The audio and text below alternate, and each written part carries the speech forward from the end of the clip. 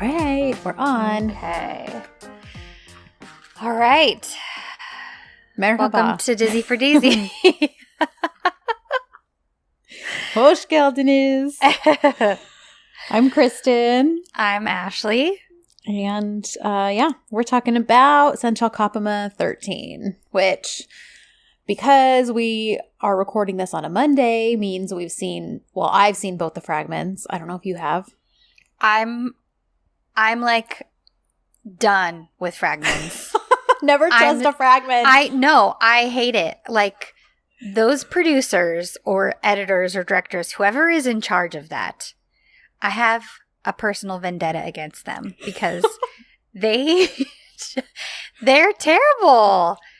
They always make I'm just tired of it. So rather than getting myself emotionally injured or anything like that, I'm just not going to watch them anymore. And then the whole thing will be a surprise and I can just live in my own dreams and think of whatever I want as far as theories without them tainting my projections. Okay, well then after we finish this episode, plug your ears because I have I have listener messages to read. Oh, you can still they can send us whatever they want. I'm just not going to give the satisfaction to the producers and watch the fragment. Well, that's fine because I give enough satisfaction for the both of us because I'm sure you do. I dramatically tweet every time a fragment comes out. So. Kristen, you're never dramatic. What are you talking about? You're by far the least dramatic of the two of us. That's a lie. And a sarcastic one at that. If you guys have been around a while, you know that I tend to have a flair for the dramatics. Just a little bit. Especially when I'm emotionally reacting to something. So, you know. Yeah. And DZs are like a prime breeding ground for that. Yes, they are. So. Yes, they are. Just a couple things of housekeeping before we start. Just want to give you guys a heads up because every week I get messages, which I love that you guys are so eager and enthusiastic.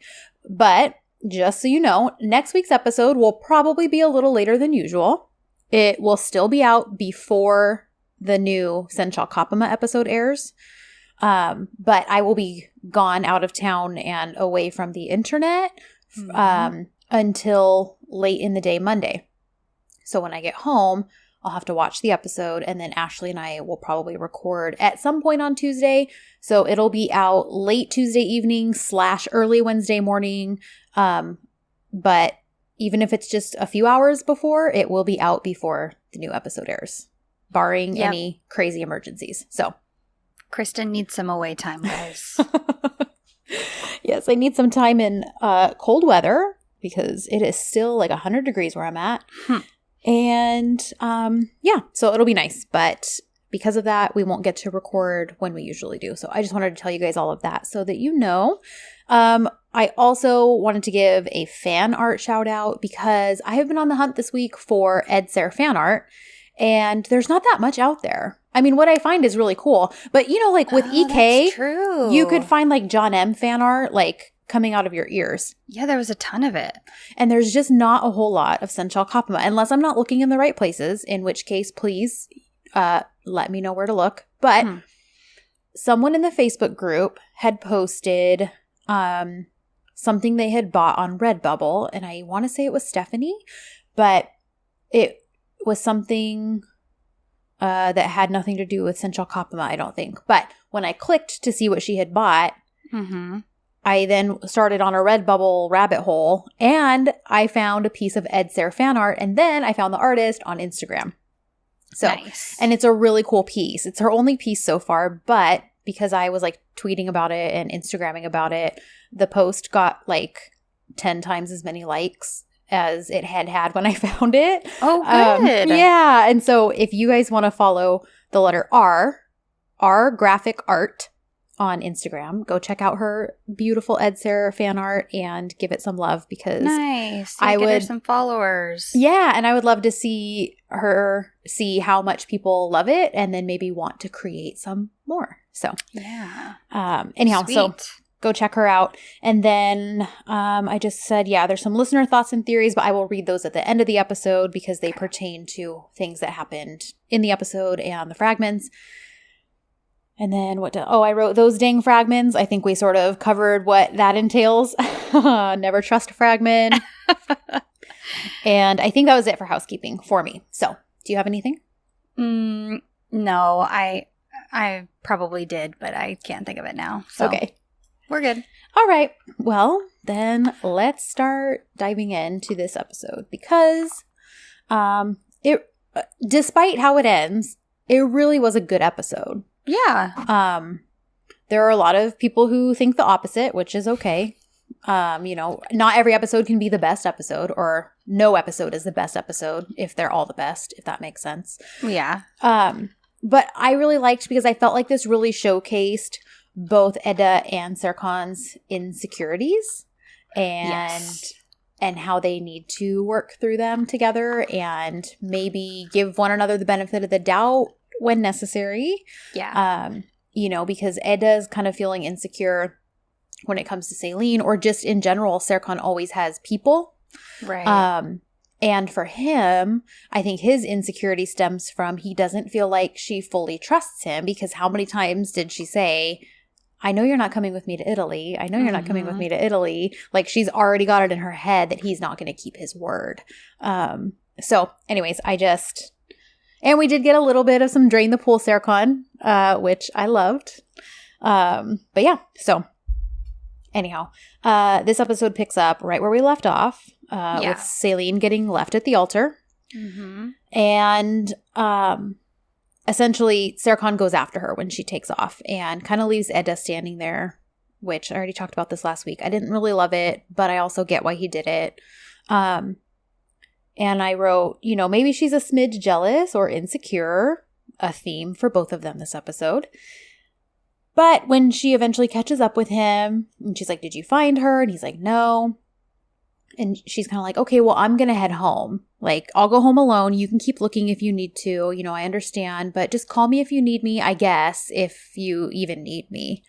And he kind of catches on and is like, are we maybe a little jealous? And she's kind of trying to play it cool, like, no. But he says, I love it because he tells her, because you have no reason to be. And he says, there's invisible handcuffs between us. Like, basically, we're linked for life, baby. And nothing's going to come between that. And then we get our sweet hand-holding moment that was in the fragment for the last, for the last episode. But it didn't show up until this episode. And at this point, this is when Baba sees them. So, yeah. We basically know. Yeah. He now knows. Yeah, well, and, so essentially he drops Eda off, and they're kind of talking about, Eda is asking why he thinks Fairy did that and just dumped her right at the altar and did it in front of everybody. And Serkan is pretty verbal about disagreeing with him doing it that way, and doing it in front of everybody and waiting until the very last second, which, I do agree with that, but I also think better to do it before the wedding than after. So, yep. Yeah, I understand. And Fairy had even said, I wish I had the courage to do this earlier. Yes. So it doesn't seem like he was really trying to be vindictive or rude or anything like that. So, Eda makes a comment. She says, well, I guess it just shows that sometimes love isn't enough. And Serkan is like, wow, sometimes love isn't enough. Okay. I'm surprised by you, Eda Yildiz. And so then they kind of keep talking, and he essentially tells her that, hey, look, I'm done with being secretive. I need you to talk to your aunt. I'm going to talk to my parents. We need to tell everybody and not be sneaky about this anymore.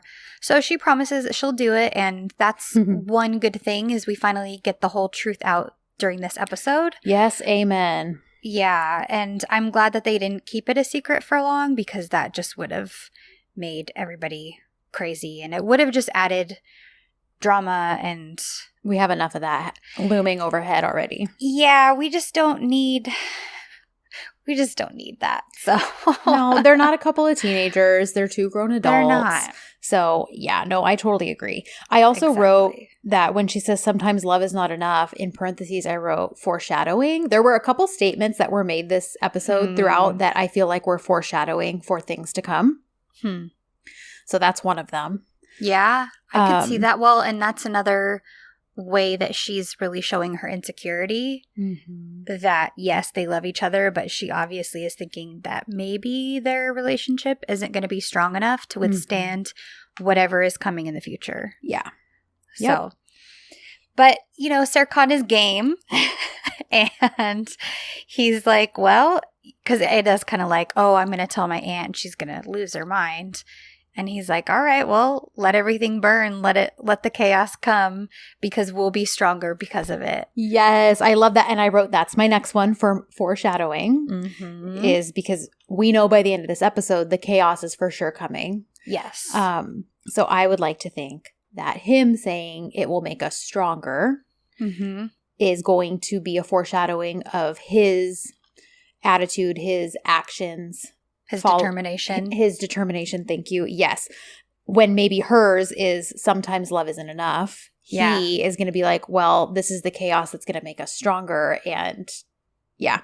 Yeah. So I like that theory. I like the potential that even if one of them is maybe low and in the depths and not having enough faith in their relationship, that maybe the other one can kind of pick up the slack for them. Yes. Yes. And I mean, isn't that really what love is? Yeah. So, yeah. So then we get Serkan gives her a cheek kiss to quote improve morale. I mean, I'll bet it worked. Well, I mean, it improved my morale, and it wasn't even my cheeky kiss. Right. So yeah, and I wrote, and the way he smiles afterward just melts me. His smiles, they're just so much. Ever since the end of 11, they just have had this freeness to them, this freedom, this like light, airy. Yeah. So I don't know. I love them so much. So then we pan over to the girls at home together. They're kind of discussing the whole wedding fiasco. And Eda kind of wants to finally tell the girls, but Erdem's there with them. He's talking about how marriage is like walking into the pits of despair and all this stuff. And Eda's like, yeah, Erdem, go help Auntie down in the nursery. Like, essentially kicks him out. Yeah. So then he gets all mad. He's like, I'm taking your slippers as punishment. Yeah, I thought that's what he said. Because he's like walking out in her cute little like fuzzy slippers. So she finally tells the girls, because Jaren's like, okay, I know that look. That's an Eda has something to tell us look. So she tells them, like, we're in love. She tells them how he told her, you know, the fact that he had fallen madly in love with her and that she fell in love with him too. And yeah. And so I love it because every last one of them, even though Fifi was like not Serkan's number one fan. Yeah. Even though Melo kind of felt cheated, you know, having called him brother-in-law this whole time when it was fake. They are so happy for her. And they are just cheering and hugging her and supporting her. And I love it because Melo's like, just like basically, you know, the fairy tale came true, that he really did love her. Because she had mentioned, I think in the last episode, like someone doesn't do all those things for a fake fiance, like how he, you know, walked all over the gardens, all over Istanbul to find her and all of that. And then I love that Fifi even says, well, if the robot Serkan said that he fell in love, like he must really be in love. So congratulations. Yeah. I love that they just believed her, believed that this was a real thing, and just supported her immediately. Yes. Because I think sometimes when because friends are protective of each other. Absolutely. And I think sometimes that can cause situations like that to end up being like, well, people aren't as happy for their friend as maybe they could be. Right. No, I totally agree. And I know we've been on both ends of that. So, Yeah, so then it's time for Sachma pasta. Yes. Yes, I love it. Turns out to be really disgusting. Yes, that was really funny. They're like, whose idea was it to put vinegar in this? Yeah. Which just sounds terrible for a cake. Oh my gosh. But they're having a good old time. So they're just having their bonding time. And so while all that's going on, Idon finds out from a friend on the phone about the wedding fiasco. Mm-hmm. Alptekin comes home and they end up having a conversation about it. And she's like, going to try to call Celine, and Alptekin's like, look, I tried. You can't get a hold of her. Nobody can find her. And Idon is basically convinced that, oh, well, she wasn't meant for Farid anyway, and maybe Serkan is with her, and now there aren't any obstacles in the way for the two of them to get together.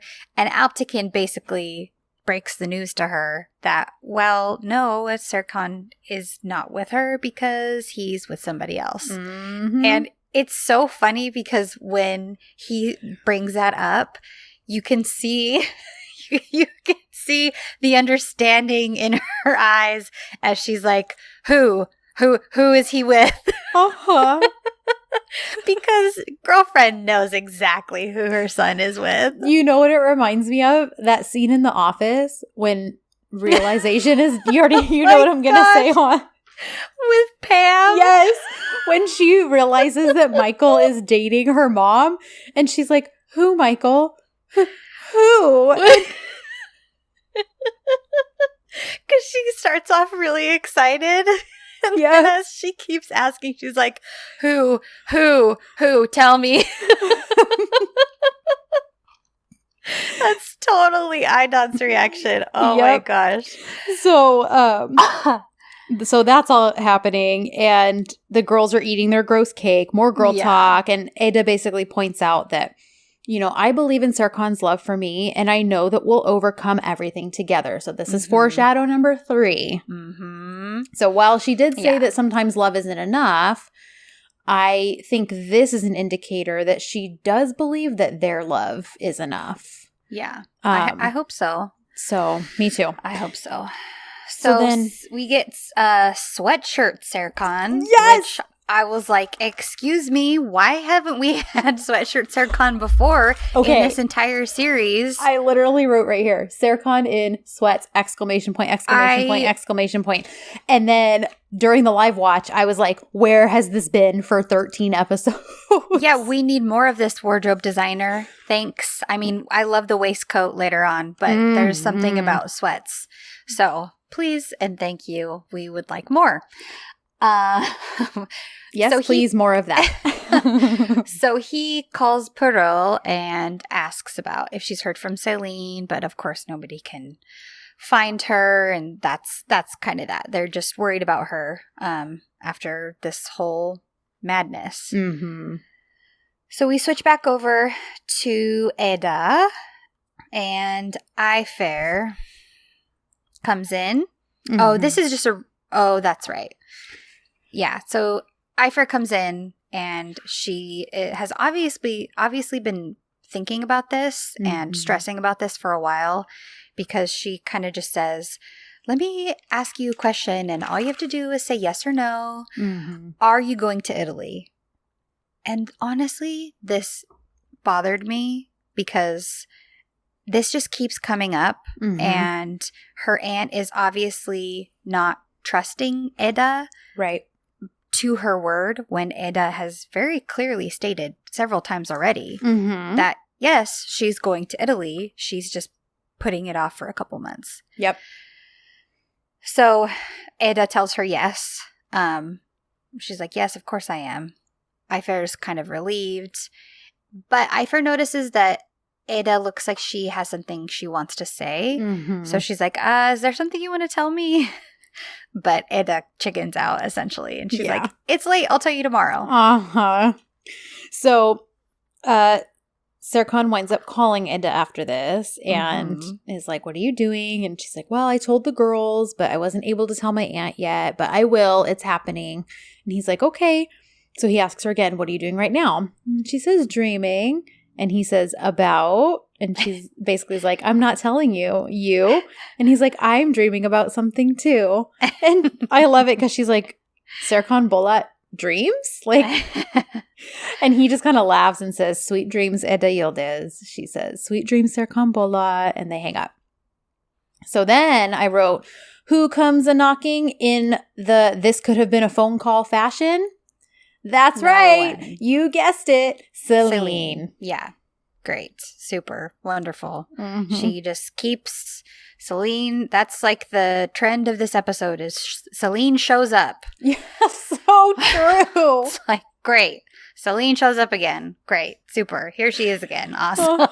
This is exactly what I did not ask for. Yeah. Amen, sister. Because, yeah, she basically comes in, you know, she apologizes for coming by late. So I guess at least she realizes that it's not really that appropriate.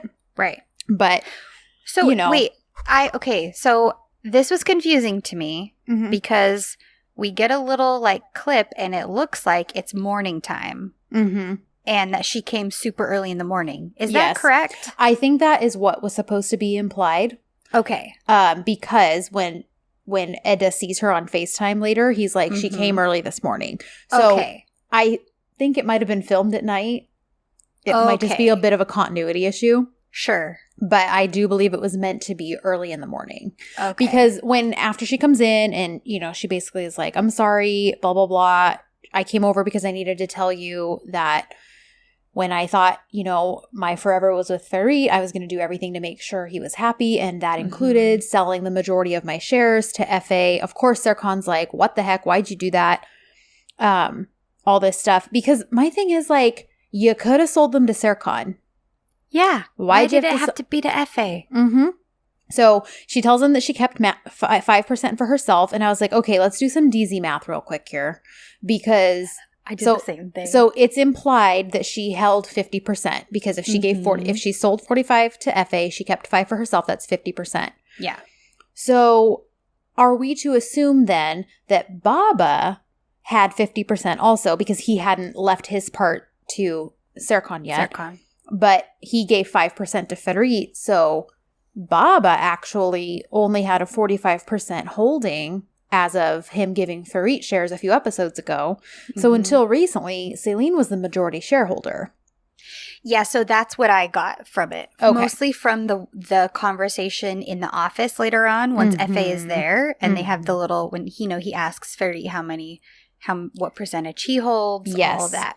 So yes, my understanding from that was that, because I was thinking that Baba would still have some shares right now. Yes. That's why I was like, this adds up to more than 100% what is happening. But yeah, but after the heart attack situation and he's like, no, I'm giving everything to you.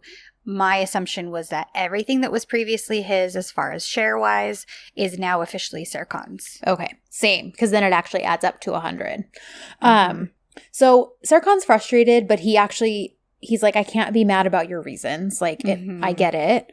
And then I wrote, then he's a little too generous because he tells her to stay and rest because he's planning to go work out anyway. So it's not like he was like, stay in my house with me because he was like, I'm leaving, so just stay here and get rest.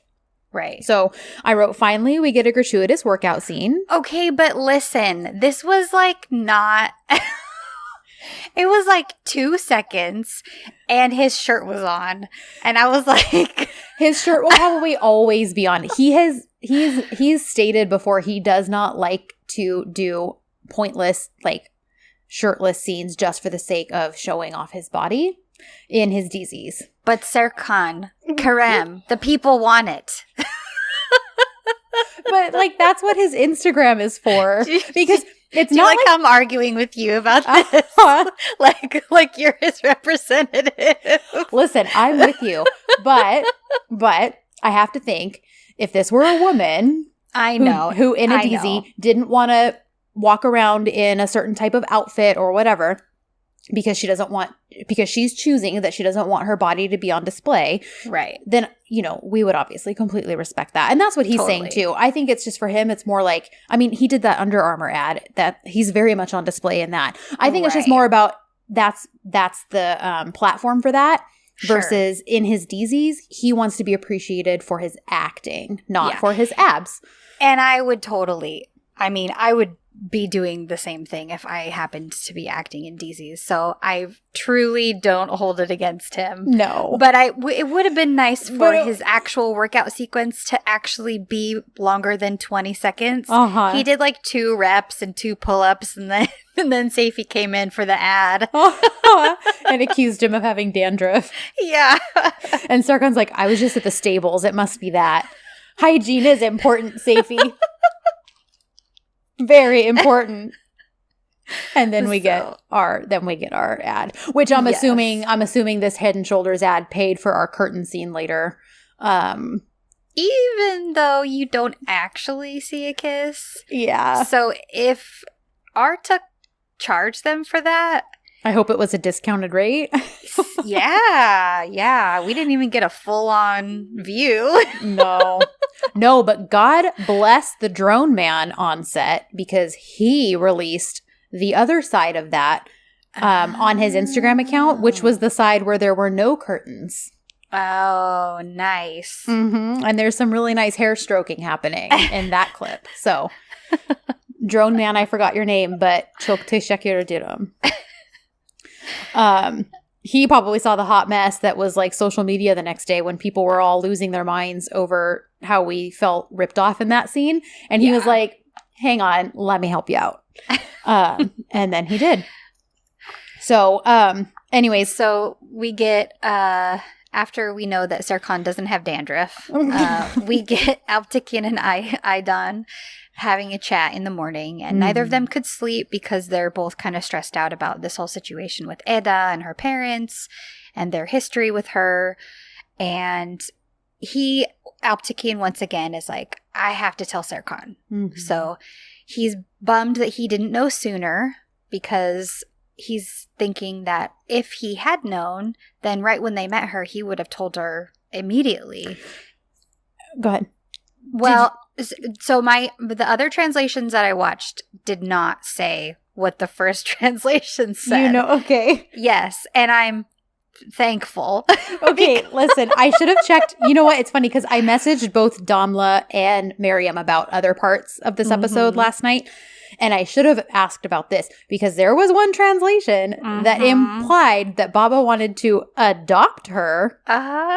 And I was like, well, that wouldn't work, because how weird to be the soulmate of your adopted sister. That's just weird and uncomfortable. So yeah.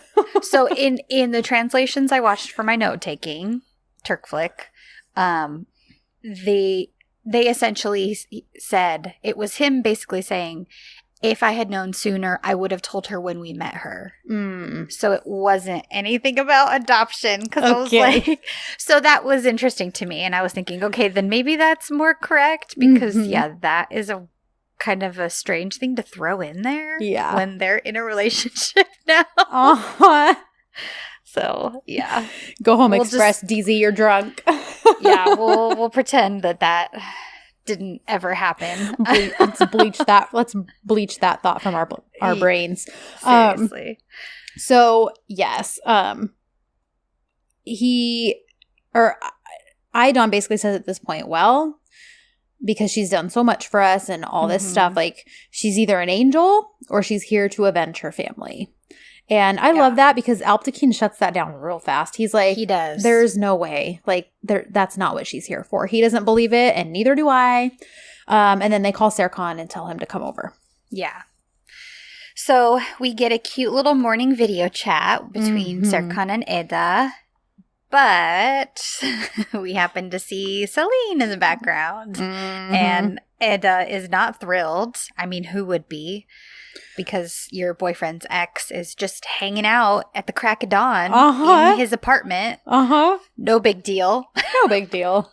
Who just got left at the altar by her fiance. And who is probably very vulnerable and emotional.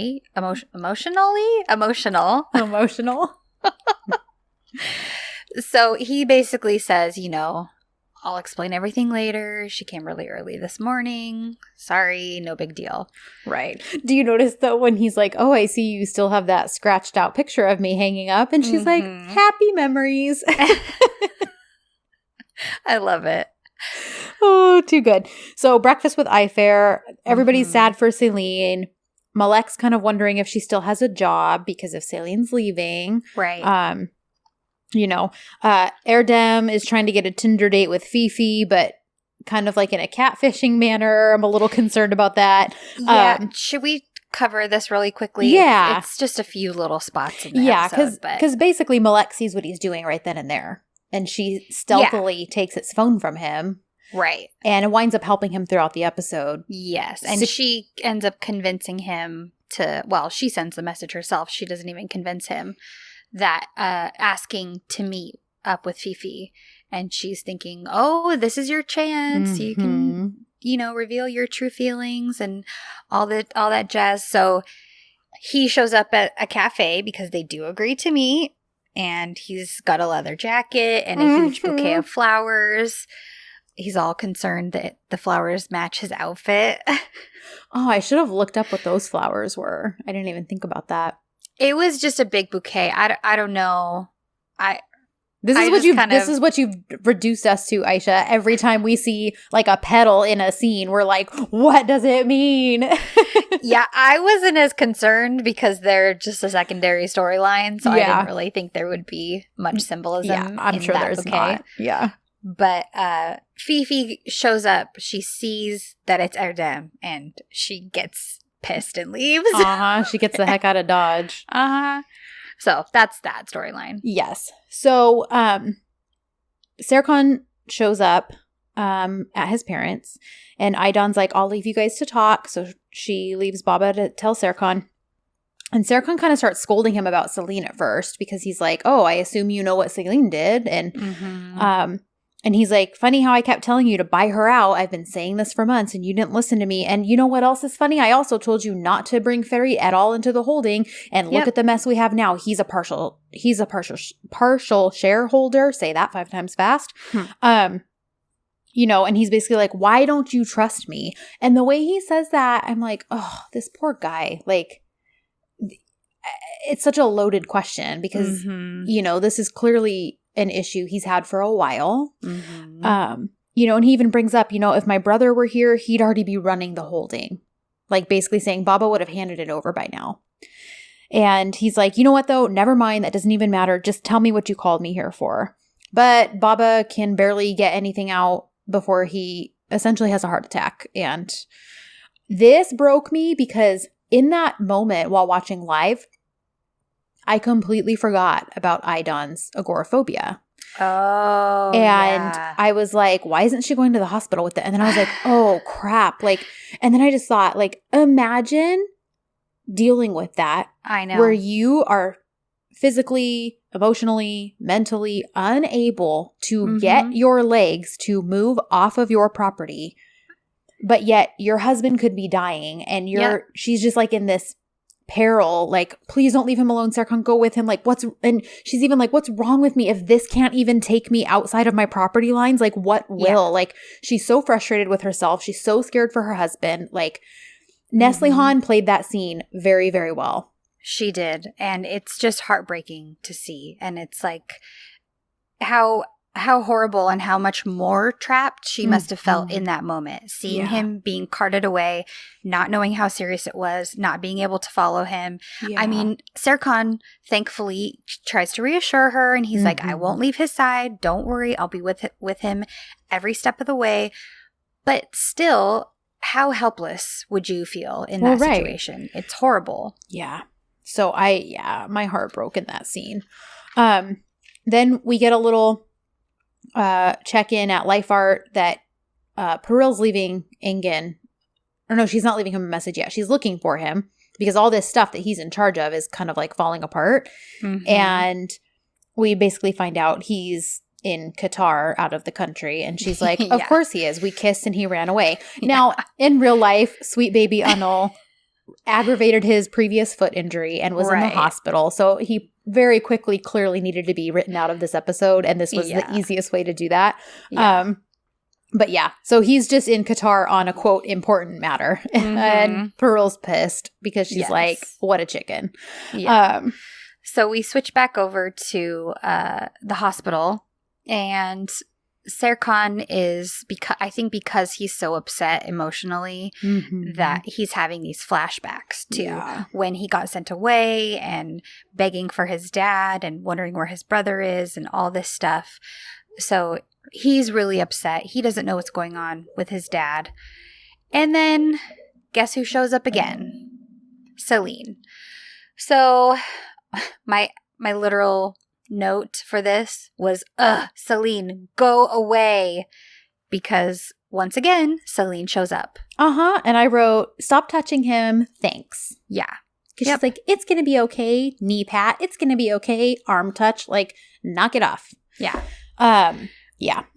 And it's heartbreaking because he's blaming himself. Because of course he blames himself because Serkan.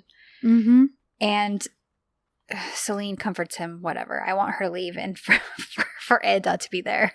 But that's what happens. Yes. Aydin continues to stress out at home. Seifi calls Serkan for an update for like the 100,000th time. But Serkan actually answers this time and kind of says, look, seems like he's okay. They are running a few tests, but they're going to release him soon. So it's going to be all right. He then calls Eda because the last she knew, he was going to be picking her up soon and explains the situation. Of course, she's immediately worried and on high alert. And she's like, I'll be right there, blah, blah, blah. See, now this bothered me because I was like, just let her come. Just let her come. Yeah. But he tells her not to worry about coming. But then she hears Celine in the background like, oh, Alptekin wants to see you. He's awake. So, good for Eda for realizing like, okay, the most, the highest priority right here is Alptekin. So, she doesn't make it all about her. Like, why is Celine there and I'm not? Like, in that moment, she's just like, okay, call me, I guess, when you can. Like, but she's clearly affected. So they get off the phone. The doctor explains to Serkan that Baba needs some lifestyle changes, yada, yada, yada, and lets him go in to see him for just a few minutes. And Baba basically tells him that this is a sign that it's time to hand over the holding to Serkan. It's time for him to be at home and spend time with his wife more. He tells Serkan to bring the holding back to its former glory, show Efe who's boss, show this new partner of ours exactly who's in charge. Yeah. And then ask for forgiveness for letting Serkan think that he loved his brother more than he loved Serkan. And then Baba goes on to say something, but they get interrupted because he says, he was important to me, but you. I know. I was like, what was he about to say? I know. And then that dumb nurse comes in to take care of, well, she's not a dumb nurse. We love nurses. But right. In DZ Land, she was frustrating because she walked right in the middle of a pivotal moment. But, right. So Serkan has to leave. Efe calls at that moment to say, hey, I'm in Turkey, so let's have an official meeting. Serkan says, okay, but we're going to have it at Art Life because I'm going to be running both things from basically my home turf for a while. Yeah. So then he asks Celine to come and back him up.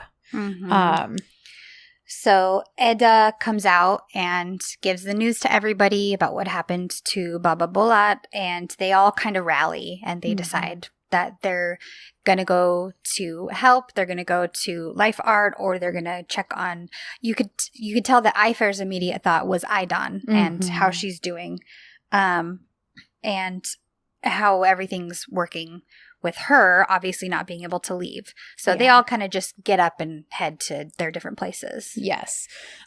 So Ed Ser arrives at work. And oh my gosh, this is one of two very sweet Layla scenes because Layla's like all teary-eyed and asking about Alptekin, and Serkan says he's going to be okay, but there's some changes work-wise.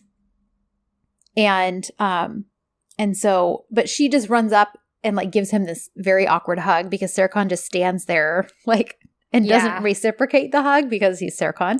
But Layla just wants him to know like that she cares, and he's like, okay, thank you, Layla. And it was super awkward but very sweet. So, meanwhile, Malek is checking on Celine. They're kind of chatting. She's like, I just wanted to check on you and see how you were doing.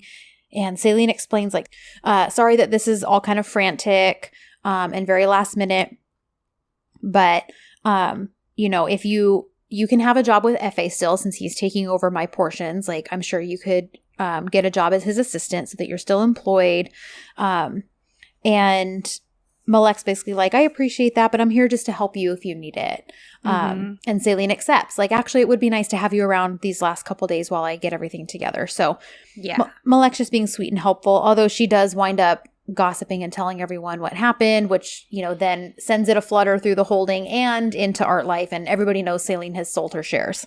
Right. And then people at Life Art start freaking out because they think that Serkan is going to leave, because now if he's in charge of the holding, is he going to stick around Life Art? Rumors start flying. And Edda is kind of the one who's like, hey, guys, chill out. Serkan isn't going anywhere. He's still in charge of this company and you don't need to worry. Yeah. So then Serkan comes out and asks a bunch of them into his office. So we get a real quick hop over to Aidan video calling Alptekin with Seifi's help. Most of this is just, we have a few episodes like this, and so Aidan is just kind of checking to make sure everything's perfect for Alptekin. Yeah. Alptekin explains he wasn't able to tell Serkan about Edda. She says she will, and then we get another couple where she's just kind of bothering him at this point. Right, because she's trying to do what she can from where she is, but it's far less helpful than she believes it to be. So yeah, it's just some funny fretting scenes where she's like trying to be controlling over the air conditioning and the pillows and all that kind of stuff. Exactly. Yeah, totally. So Serkan explains all of the holding responsibilities. He explains FA's 45%, and then he essentially asks all of them for help, which is huge. They're all shocked. They're like, did Serkan just ask us for help? Yeah. Like, did we hear that correctly? Yeah. But so of course, that was a nice little, yes. I loved that little moment of humility, maybe. Yes. Yeah. Except then he follows it up with, but I still expect 200% out of all of you. So yeah, he's got to throw in his little bit of Serkan-ness into it. So then Celine shows up at Art Life. Peril hugs her. That they decide they'll catch up tonight.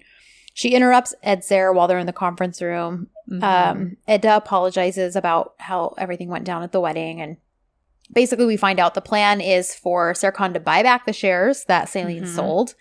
And then Ferit walks in, and Celine's like, yeah, if he's here, I'm out. Goodbye. And like storms out of the conference room.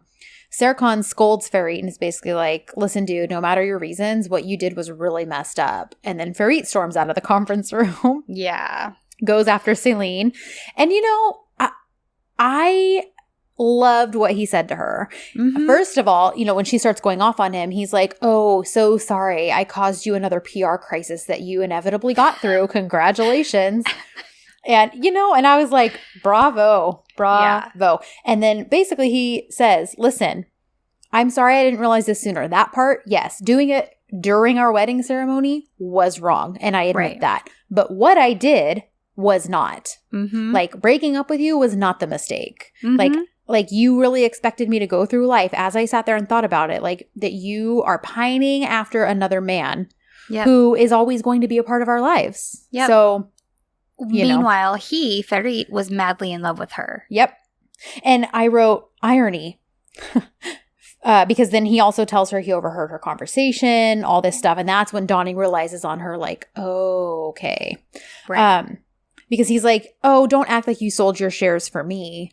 You did that just so that you wouldn't have to be facing the man you love every day and not be able to have him. And I wrote irony. Ferit breaks up with Celine for the same reasons she broke up with Serkan. Because both Serkan and Celine, Serkan could not love Celine the way she wanted to be loved. And Celine could not love Ferit the way he wanted to be loved. So that's a good point. So Ferit broke up with her for the same reasons she broke up with Serkan. Yet she was willing to break up with Ferit for a chance with the man she left for the very valid reasons I just said. Yep. Like, it's this whole weird circular irony that makes no sense. Yeah. No, that's a really great point. And it shows you how emotions can play with your logic when it comes to decision making. So, it's just kind of a rough situation. Yep. And that's not even including the fake engagement. Nope. Turned real relationship with Edzer.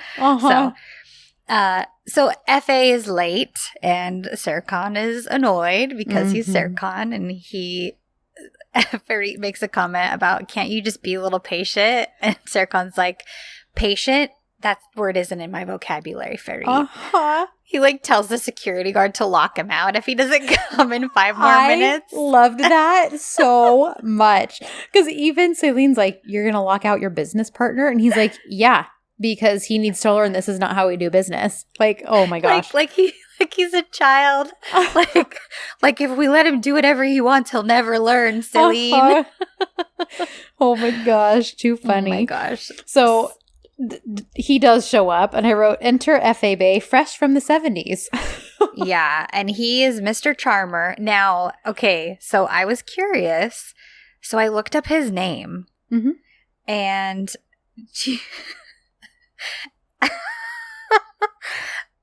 okay, so F.A., did you look this up at all? I looked it up in Italian, I think, because he's supposed to be Italian. Oh, what is it in Italian? I don't remember if anything came up because I don't remember screenshotting anything. Because F.A. is a word in Turkish. Oh, is it? According to my Tuareg dictionary. Okay, what is it? It means swashbuckler. What? So I'm like, is he supposed to be like a pirate? Like coming in to pillage the holding and like take away the booty? Is that what's supposed to be happening here? I mean, it makes sense. Like, and Akman means decent. So I was like, okay, that's interesting. So like a decent pirate, or I don't know. But the fact that F.A. means swashbuckler had me dying.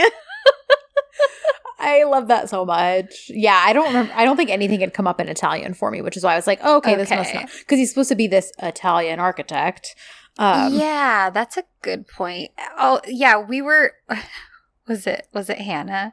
That was like, does Aisha hate Italians or something? Yes, like did she date an Italian man one time and he was just the absolute worst, and so now she's determined to make a bad name for every Italian man out there? Well, and woman, because like Jank cheats on her with an Italian girl.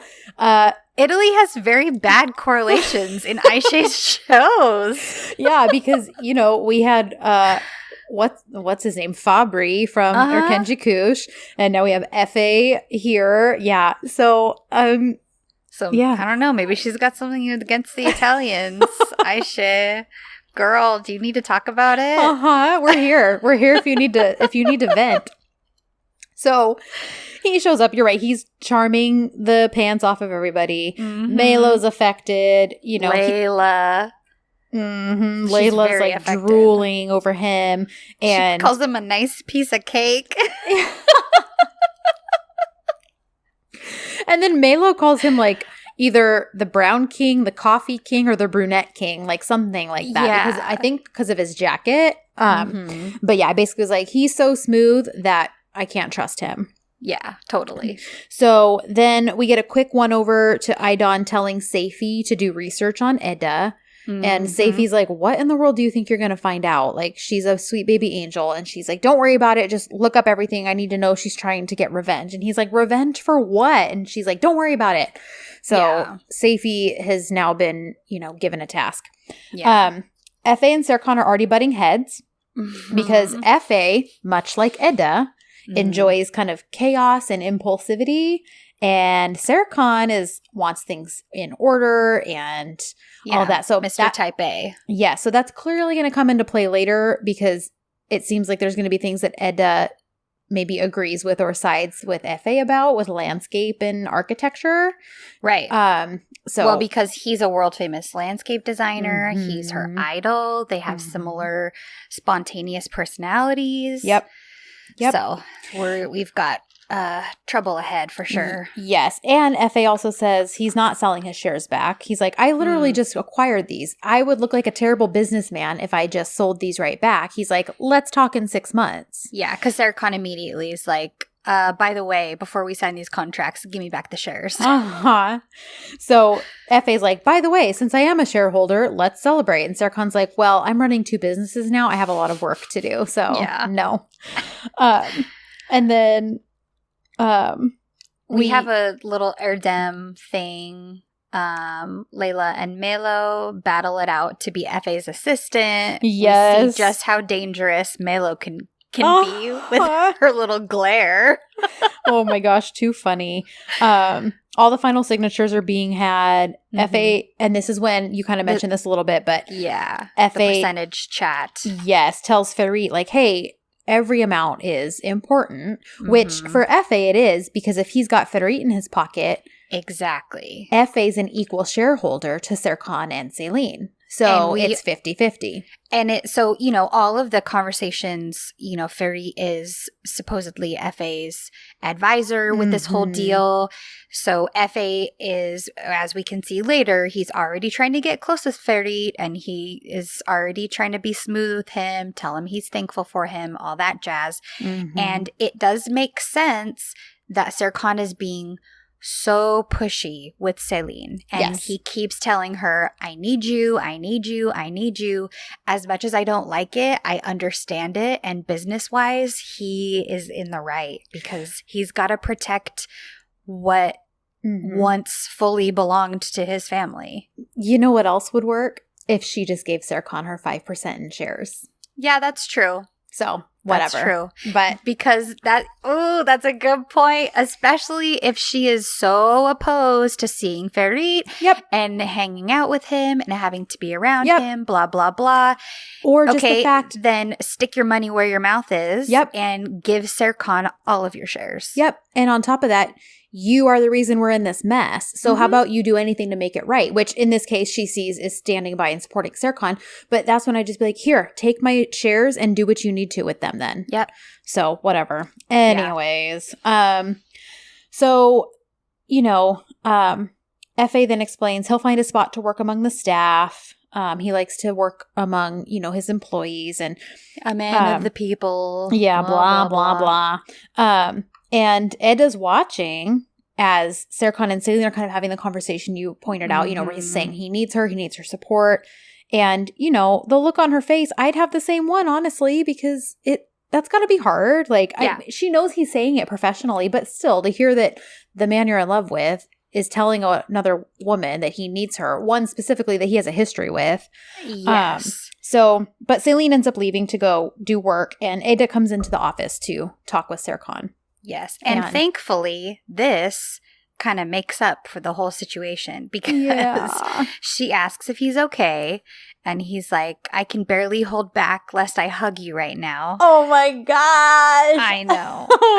I love this Serkan so much. He just says, I love it. He's just kept so much inside for so long that I love now. He just like lets it out when he can. Like, he's a robot without a filter now, so it's like he can be free with his little robot feelings. I love it. So Edda asks if Selene is gonna stay, and he's like, yes. Is that a problem for you? And she's like, no. Or no, actually she doesn't say no. She says, well, is there a reason? And then he says, honestly, I need her to. I need to get the holding back from Efe Akman. And she says, okay, but you surprised me because you should be very angry when you found out about the stock sale, but you didn't say anything to Selene. Good point. And he says, yes, but now I can't get angry with her. You know, there's a relationship between us, our childhood, our families, the holding. And Edda says, yes, I know that and I understand it. And then she just asks does she ask if he has work? He asks if she has work to do. Oh, that's right. And so she explains the golf resort plans that she's working on and asks about him. He says he has to develop a program, mostly because I think just the merging of him overseeing two companies, it's all crazy. Layla has to work up some crazy schedule for him. Yeah. But he says, that's okay then. He says, but if you want, we can have dinner later together. And of course she says, yes, I want to. Just let me know when you're done. And then he says, Edda. Oh my gosh. Because she's walking away. And he says, Edda. And she says, yes. And he says, I can't breathe without you. I can't breathe when he says that. Oh. And then, because they are the best, she walks back up to him and she says, whenever you need me to, I will be your breath. Talk about a swoonami. Like, I can't breathe when you're not here. Like, just to say, like, I need you by my side. I need you in proximity, which is very interesting. For one reason being the song that they play later during the curtain scene is actually a song that played in episode 5 during the waterfall scene. Both the songs, because there's 2 different songs that play later in that curtain scene, they both played during episode 5. One was during the fragment, the other one was during the actual episode. And I remember when that song first played, I was like, this feels like a pivotal song for them, because there are lyrics that say, like, I cannot sleep at night when you're not near. And I do not want these days to end without you here. Like, you know, when you're here with me. And so this just felt very reminiscent of that. And so I love that then that song wound up playing later again in this episode. Yeah. And also there, I couldn't see this scene quite the same way when I watched it for the podcast. I watched it live. I watched it subbed later that night. But then when I was watching last night for the podcast, because MF Yapım released a blooper reel, and right when she's walking up to him to be all like, I'll be your breath whenever you need it, she gets like right to his face, and then he just bursts into laughter and like has a little giggle fit after that. And it just was really, it was funny, but I was like, no, I can't quite see that scene the same way. But anyways, so I just had to point that out, because he's like, it just made me more impressed with this result that we got that was so like heated. Yeah. Knowing that he was probably on the verge of cracking up. That is impressive. Anyways, so regardless though, a beautiful, beautiful moment. And I just love them. So Ifair drops by to see if Idan is okay. And it's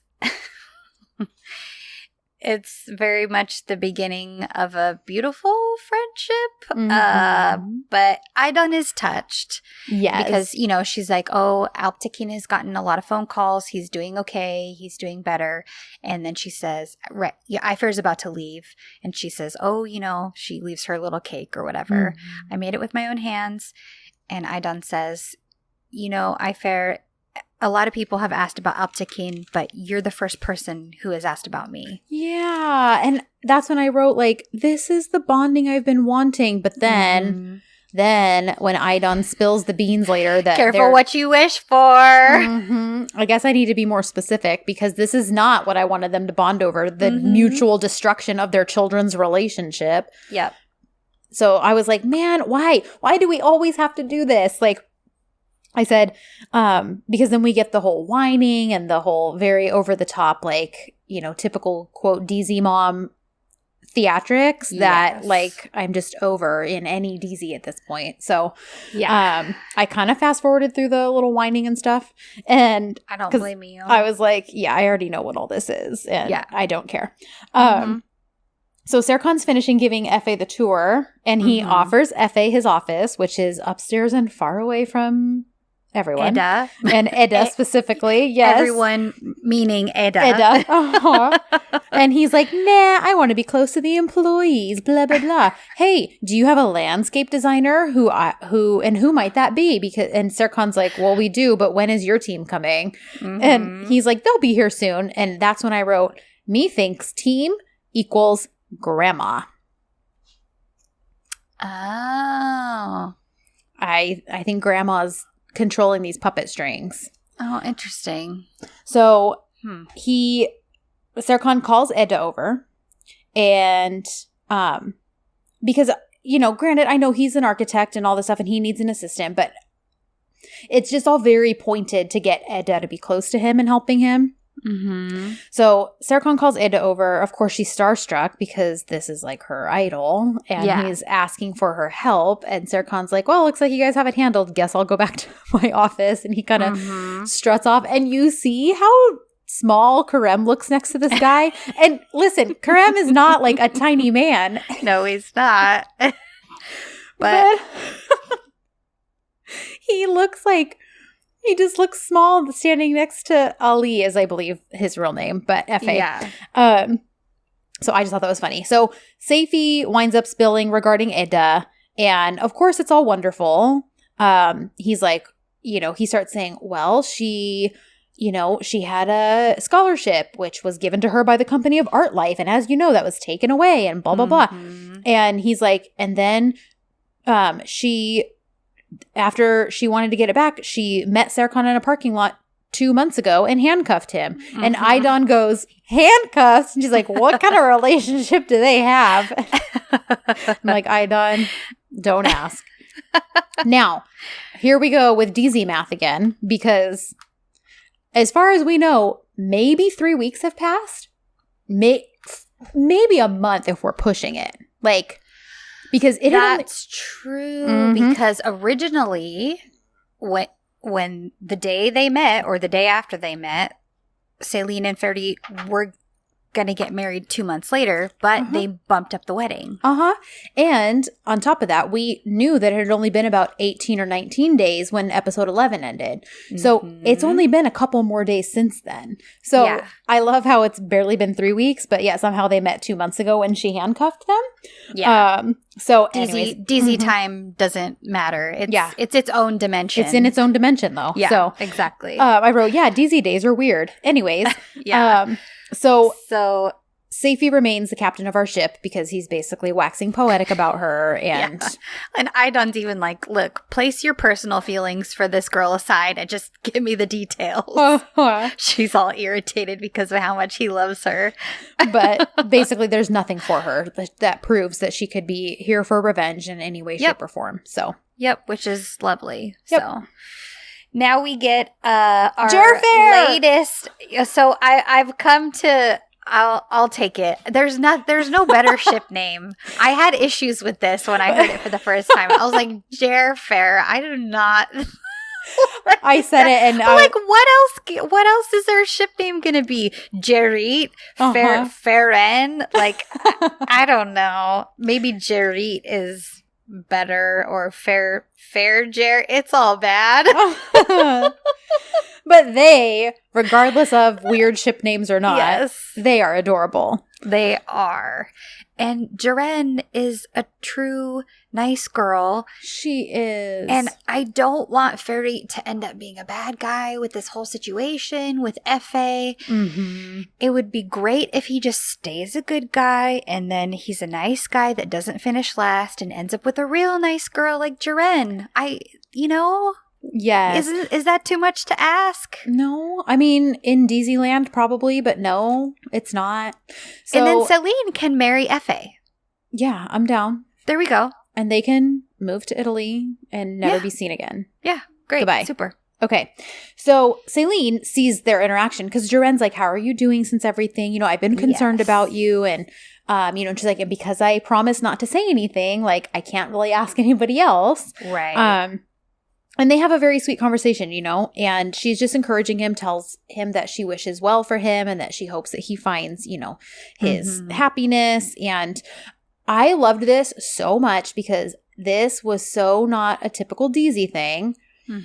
When Jaren walks up and Pearl's like, oh, I didn't know, or I'm sorry, when Pearl walks up and Celine says, I didn't know that, Jaren and Federic knew each other. And Pearl immediately comes to her defense and she's like, you know what? Jaren's a very sweet girl. Like, she's just, everybody flocks to her because she's so sweet. Like, she's just a friend to everyone. She's like, honestly, she played a role in getting me and Engin together. Which sort of leads to them like, okay, I'll tell you more about that, later because we kissed and blah, blah, blah. Right. But then he disappeared. So I just loved that she immediately wasn't like, oh, she's talking to your fiance that you've only been broken up with for a day. Like, she just immediately came to Jaren's defense, and I loved that. Yeah, because she and Jaren have already talked. She knows that she doesn't have bad intentions with stuff like this. She's not. Yeah, it was just a nice scene of girls supporting girls. Amen. So we get more jealous Serkan. Oh, I love to see it. Because he can't leave because of the holding, because everything is just too busy. And he like grudgingly tells Layla to offer Effie some lunch from the favorite restaurant that they always order from. That's when I wrote activate drain the pool function. So he essentially just keeps trying to get Effie away from Eda. And he goes over as they're working. And I thought his head was going to just pop off of his body when Effie called her Eda Jim. Did you notice that Serkan mouths it like Eda Jim? Like he repeats it like, what the heck is this? Yeah, I thought he was just going to malfunction and shut down, and the grease inside of his joints would just explode from the heat. I was just waiting for it. Oh my gosh, too good. Yeah, because Effie's all bent over with Eda, and he's talking about how talented she is, and Eda Jim, and blah, blah, blah. But let it be known that our dear sweet Eda only has eyes for her Ser Bear. Yes, she does. So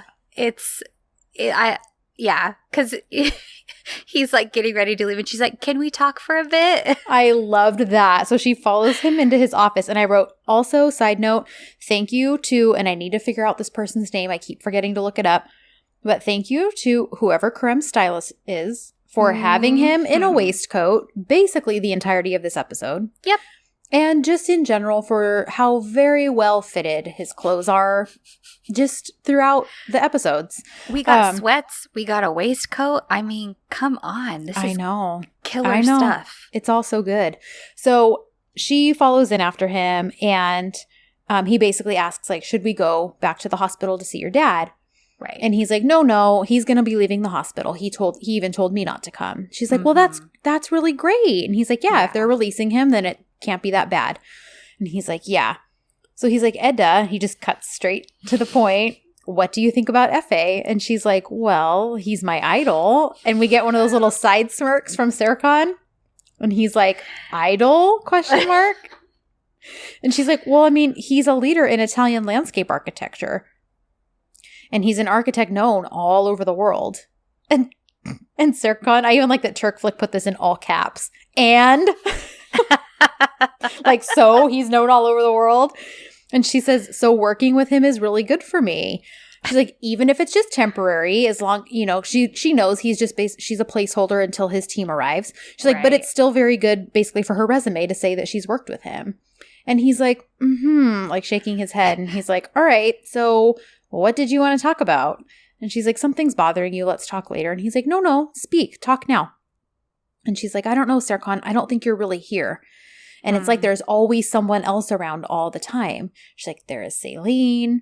And she has a valid point, but I do love that he says, listen, Eda, Celine won't come between us. She can't. And she's like, but she came and stayed with you. And she was in the hospital that morning, and you told me not to come, yet she was there with you. And he concedes, and he's like, you know what? I understand. How can I make that up to you? She's like, you don't have to do anything. Sometimes I just like to talk to you about Italy, about family, about you, about me. And he's like, okay, let's talk. Let's talk now. And she's like, okay, let's do it. And he's like, all right, what do you want? And then Layla walks in to interrupt and say that they're ready for him in the meeting. And he's like, crap. So he's like, I'm sorry, Eda, I can't let them wait. He's like, please excuse me, but we'll talk. And he's like, do you promise? And you promise that we'll still talk later? And she says, yes, I promise. And he's like, yeah, you're sure you promise? She's like, yes. And he's like, okay, you gave me your word.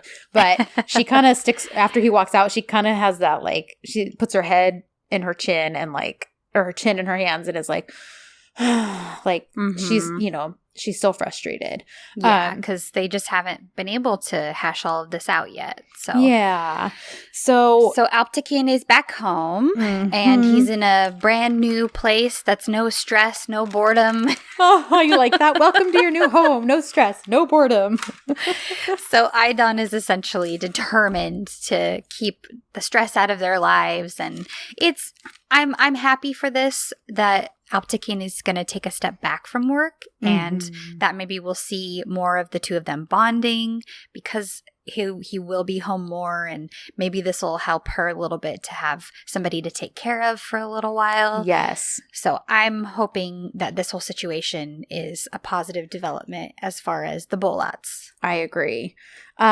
So Sarah Khan has finished the meeting. He calls Edda back into the conference room, and when she walks in, he had lunch ordered in for them so they can have like a little lunch break date. And so cute. I really loved it because like he has this like super healthy salad in front of him, and he ordered her like fries and all these carbohydrates. Yes.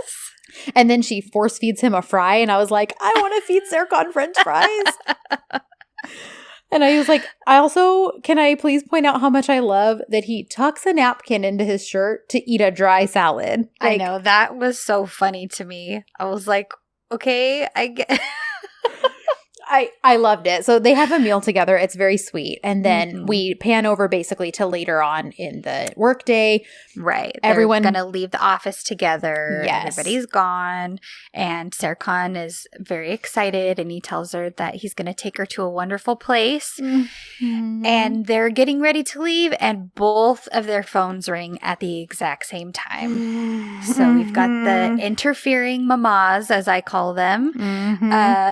They're both calling, and they are essentially telling each of them, don't be late. I have dinner waiting. We're going to have a nice, lovely evening at home. And so it's really cute, though, because they have to separate, and neither of them are happy about it. Right. But Edda just kind of grabs his face, and she says, there's nothing to worry about.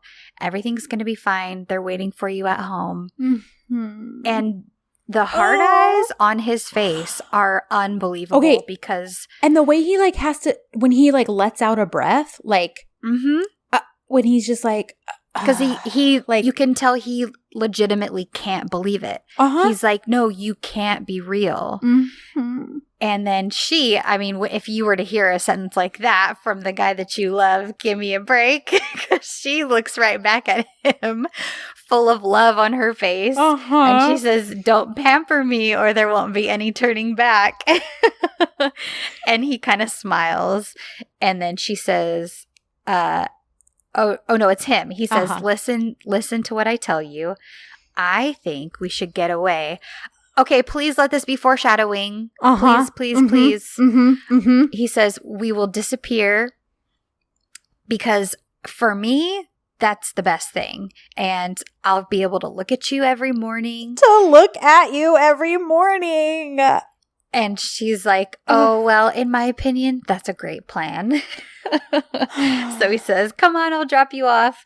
So that was these just little sweet moments of them kind of reconnecting, I think are so important, especially because of how new their relationship is, because of the, they both have their insecurities. Right. And I think that them, saying things to your partner is a huge thing. Yes. It might not seem like a lot, but saying, I love you, I care about you, I appreciate this about you, his little, you can't be real. Right. Like, how much that must have meant to him that she understood that his family is important. And while he promised her a date, like his dad just got home from the hospital and she's not like, well, what about our date? She's like, it's your family. Yeah. Like, yeah. I know. I just couldn't get over like the way he breathes out when she does, like he's just so, I could talk about that scene forever. And then I love too that when they're leaving, she's like, I'm going to take a taxi. And he's like, no, you're not. I'm not spending the evening with you. I can at least drive you home. My family will be waiting for me after I drop you off. He's like, better yet, when we both make it home to our families, let's tell them everything. And again, another foreshadowing, let there be no secrets left between us, which again makes me still believe, despite what the fragments are showing, I believe he's going to tell her next week, like what he finds out at the end of this episode, because that's not what it's looking like. Okay. And I just refuse to believe that Sarah Khan's going to lie to her. That would be very opposed to his character that we've seen so far. I agree. Even from the start of their relationship, he has told her immediately, okay, let's go talk to your aunt. Okay, let's tell everybody. Okay, let's let's not have any secrets. He's always been very forthright about that. Yep. And he's never been one to keep secrets or keep things hidden. Yep. So that would not track with his character. I feel like something major would have to happen for him to, like, maybe if he's not able to, like, something prevents him. Right. Like, his dad having a heart attack prevented Alptekin from telling Serkan. Right. Yep. But yeah. So I that's don't what I'm choosing to see as a foreshadowing, is let there be no more secrets between us. Mhm. Like, okay, then you mean that. Like, Mhm. and you're going to do whatever you can in your power to make sure that remains true. Yeah. So we get a quick pan over to Peril and Celine at dinner. They're just kind of discussing their problems. And, Yeah. but Peril kind of points out, look, I know you did this like out of an emotional thing, but this is probably good for Serkan because he has a worthy opponent in FA, and you know how he thrives off of competition. Oh, you know what's funny? I thought That it was about Edda. yes. Okay, if you see my notes, I wrote Edda and scratched it out and then wrote FA because I went back and rewatched it, and I'm almost positive it is referring to FA. Like, I mean, it being an opponent would make much more Mhm. sense if she's talking about FA. yes. So- but I really thought it was more of a like he met his match kind of a thing in Edda. That's what I thought. So, But that which, makes a lot of sense. but I do agree with that too. He has definitely met his match in her. Mhm. So they kind of discuss Engen and how he ran away and all this stuff. And, Celine's like, maybe he really is working. I mean, where he's at, like, we do have business there. Like, it's not, Right. unusual. So they're just kind of having girl time. Yeah. And Idon and Alptekin are finishing getting settled at home. And Serkan comes home. And I love this because this is the part of his robotic personality that I can get behind. Because Yep. boyfriend just walks right in. And he's like, if you have some time, I want to discuss something. He's like, and Baba's like, oh, me too. And he's like, great, my speech will be short. Ada and I are in love and we're together. And then he just has this He just mic drops it in the living room. so good. And I love it because Idon's like, why so suddenly, Serkan? And I love it because he's like, is that really a question, Mom? Like, I love that. And Baba's like, well, we mean, are you sure of your decision? And he says, I'm completely sure. Therefore, I'll be glad if you treat this with understanding and respect. And he's like, so what did you want to say? And then Idon kind of stumbles over something else rather than break his little robot heart right now. So they kind of talk about the holding. And, Baba bumps in and says, well, referring to Edda, you're not going to move too quickly, are you? And right here, I jumped up and did a hallelujah dance because Serkan says, honestly, the sooner the better. And I am like, once a man is like all in like that, I love it. He's like, no, like, what do you mean move slowly? No, we know what we want. We love each other. So everything needs to happen as quickly as possible. And even Baba's like, ooh, okay. So then, of course, Idon's like trying to talk him out of it, like how she thinks they're not a right match. And he's just kind of rolling his eyes because the funny thing is, like, the things Idon is saying, like, she's a little bit crazy and, spontaneous and inconsistent. She just says whatever comes to her mind. I'm like, yeah, those are all things your son loves about her. So you're not really doing yourself any favors. Exactly. So now it's Edda's turn, and poor Ifair already knows what she's going to say, and she's kind of like, all right, quick, rip off the Band-Aid and just say it.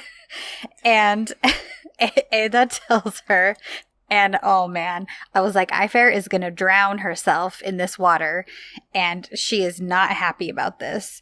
So unfortunately, after Edda tells her, Serkan and I fell in love. He told me he's in love with me and I love him. We're in a relationship together. We get more of Ifair not trusting Edda. Okay, time out really quick before you go on. I don't like character inconsistency. And I feel like with Ifair, we get that. Like, I expected this from Idon. Right. Even how much she's grown to love Edda about, certain things about her and all of this. Like, but with Ifair, I'm like, okay, you have said from episode 1 that you raised your niece to be a strong, independent woman. You raised your niece to make her own decisions. I mean, when she came home and said she was engaged to someone she literally had known for a day, you were more support. Yes, you freaked out, which I did get that because that is shocking news. Of course. But you were supportive of that pretty much from the get-go because your reasoning was you trust your niece. You raised her to be the kind of woman who can think for herself. But now 10 episodes later, she's not the kind of woman who can think for herself, and you need to interfere and like lie to her behind her back when you got very upset about her lying about the engagement to you. Like, it's just very hypocritical and like inconsistent for her character. So it just rubbed me the wrong way a bit. I honestly wonder, because of how hard she's pushing against this, I think that this has something to do with her own personal past. Because she came from a well-off family. No doubt her parents were trying to marry her off at some point, probably to a wealthy man, maybe a businessman, very similar to Serkan, who was unemotional, seemed detached, seemed like he was only going to do this for whatever benefited his family, etc., etc. So it just makes me curious, because we know that Eda is spontaneous. We know that she is emotional, that she gives all of her love to the people that she truly does love, and she's very loyal to those people.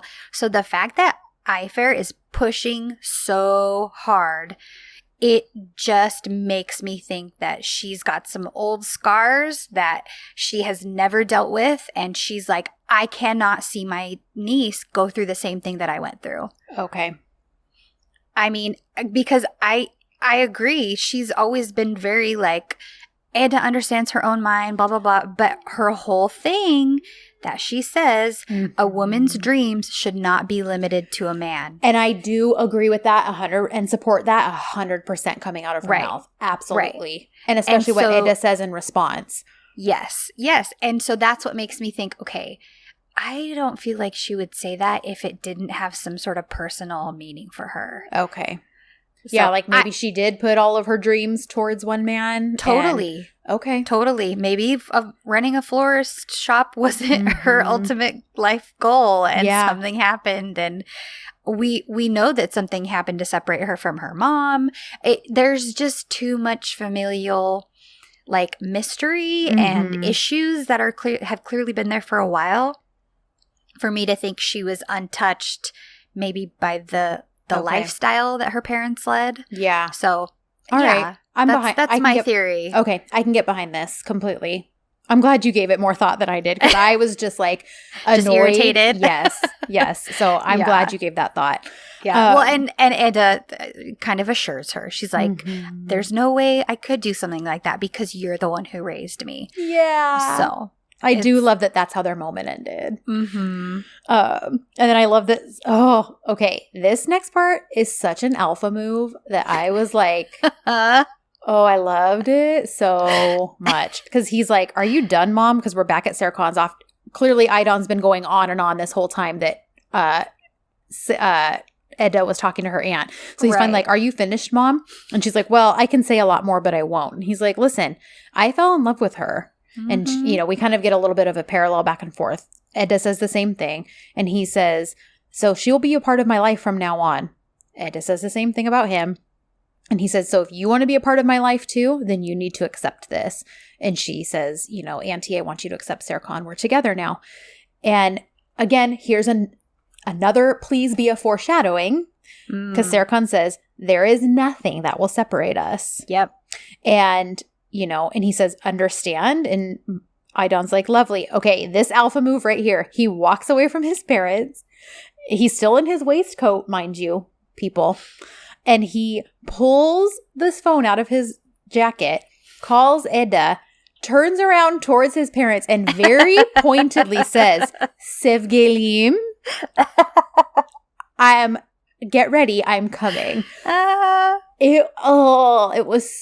It was so good. I just loved it. It felt like it was a very sweet thing, because obviously he's like laying his claim on her, but while also being like a middle finger to his mom specifically. Like, yeah, he could not have been clearer in his intentions when he did that. So I was 100% behind him doing that. And yeah, it's a total power move. He was like, do you see that I'm going to do whatever I want? Great. Super. Yep. Love it. Yeah. So we get a little Aidan, Ifair calling each other at the same time because they're both panicking. They both have to freak out. So they end up talking on the phone. They end up saying the same things to each other at the same time. Like they'll ruin their future. And they ask each other for help, essentially. So they're going to try to scare one another's children so that they can end up breaking them up. Gosh, but we'll see how that plan goes. Like okay, whatever. I've already said my piece about this. So, so Eda is leaving because Serkan arrived, but Ifair runs after her. Yes, she does. Right as they're hugging, and so they kind of like the way they jump apart. Though you would have thought they were like in the backseat of his car. Yeah. So she basically strong arms him into coming in so they can have a little chat. Did you notice when they're walking in and he's like, look, Eda, even the cats run away from this house? Do you think that was ad-libbed? Because I bet it is. Because I'm sitting here like, they couldn't have planned for cats to be all there and like running from the house. So I was like, I wonder if that was like totally an ad-lib by Karim. Anyways, I'll bet it was. Keep going. Yeah. So it's time to have a little chat. And Eda is kind of freaking out. And he's like, don't worry, everything's going to be fine. And he's like, got a vice grip on her hand. I love it because she tries to pull it away a couple times. And he's like, oh no. Like he just holds on to that thing for dear life. Yep. So, but Ifair comes back and she only has 2 cups of coffee. Because hint, hint, this is a conversation between Auntie and Serkan, not Eda. And she basically kicks her out. Yeah. And Eda even is like, are you kidding me right now? And she's like, no, I'm not. I'm totally serious. Goodbye. You better go leave right now. So Ifair lays down the law, essentially. Right. And she says, whatever happens, she says, first of all, she's got a list of demands for Serkan. Oh my gosh. Yeah. She says, first of all, whatever happens, Eda will go to Italy. And, I'm sorry. Yes, there we go. She says, Eda will go to Italy. And he says, oh, she'll definitely go. Great. So she says, super. Second, even if your hand, this was an interesting translation because she said, second, even if your hands are bloody, you will come to dinner once a week. So my guess is she's... Yeah, like, what is that? Yeah, so I was like, okay, so like, even if you're injured... Oh, see, and I was like, even if you murdered someone, I don't care. But yours makes way more sense. I was thinking, like, I don't care if even you just... I don't care if you just murdered someone, you will be here for dinner once a week. That's what I took it as. Like, I don't care if you just finished burying a dead body. You better be here for dinner. But I like that translation. I like that better, Kristen.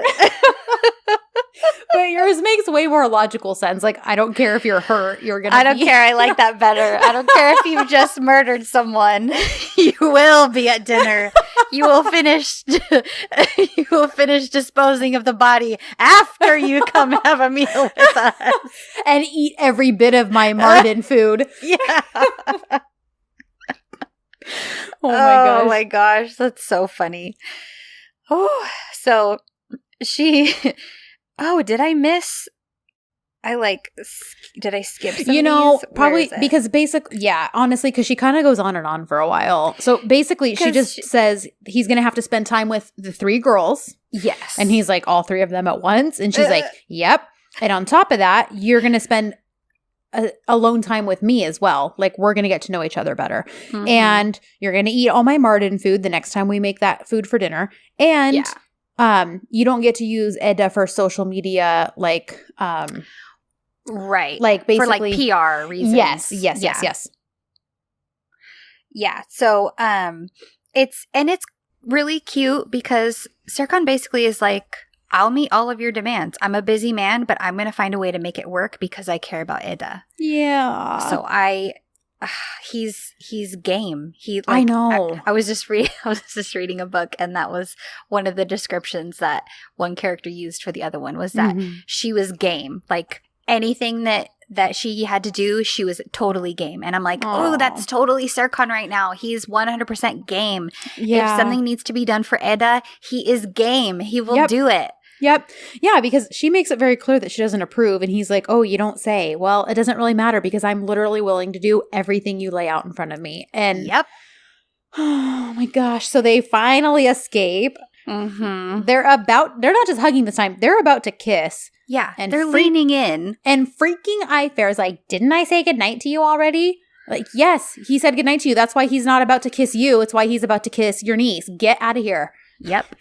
Yeah. And then, which may be another ad because he says Ifair Hanım, Eda, and then he says Kediler. Says goodnight to the cats. Oh, so good. I know. I'm like, maybe he also just loves animals. I mean, have you guys seen his dog Hector? I mean, my gosh, so cute. This burly, muscly man owns this adorable Yorkie named Hector. Like, so cute. It's so he's like so perfect, you guys. Anyways, he's the one who can't be real. Forget Eda. He's the one who can't be real. Amen.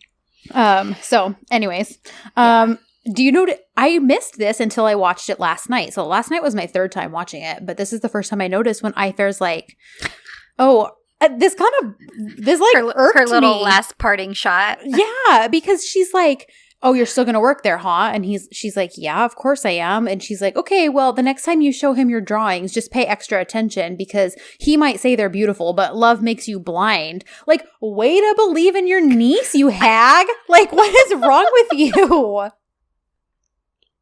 I wrote, bye, Ifair. Bye, Fair. That's what I want to call her from now on. Bye, Fair. Get out of here. Like, I think her and Aidan, they're like desperate at this point because they have not been able to separate them. So they're just going to do everything they can. Yep.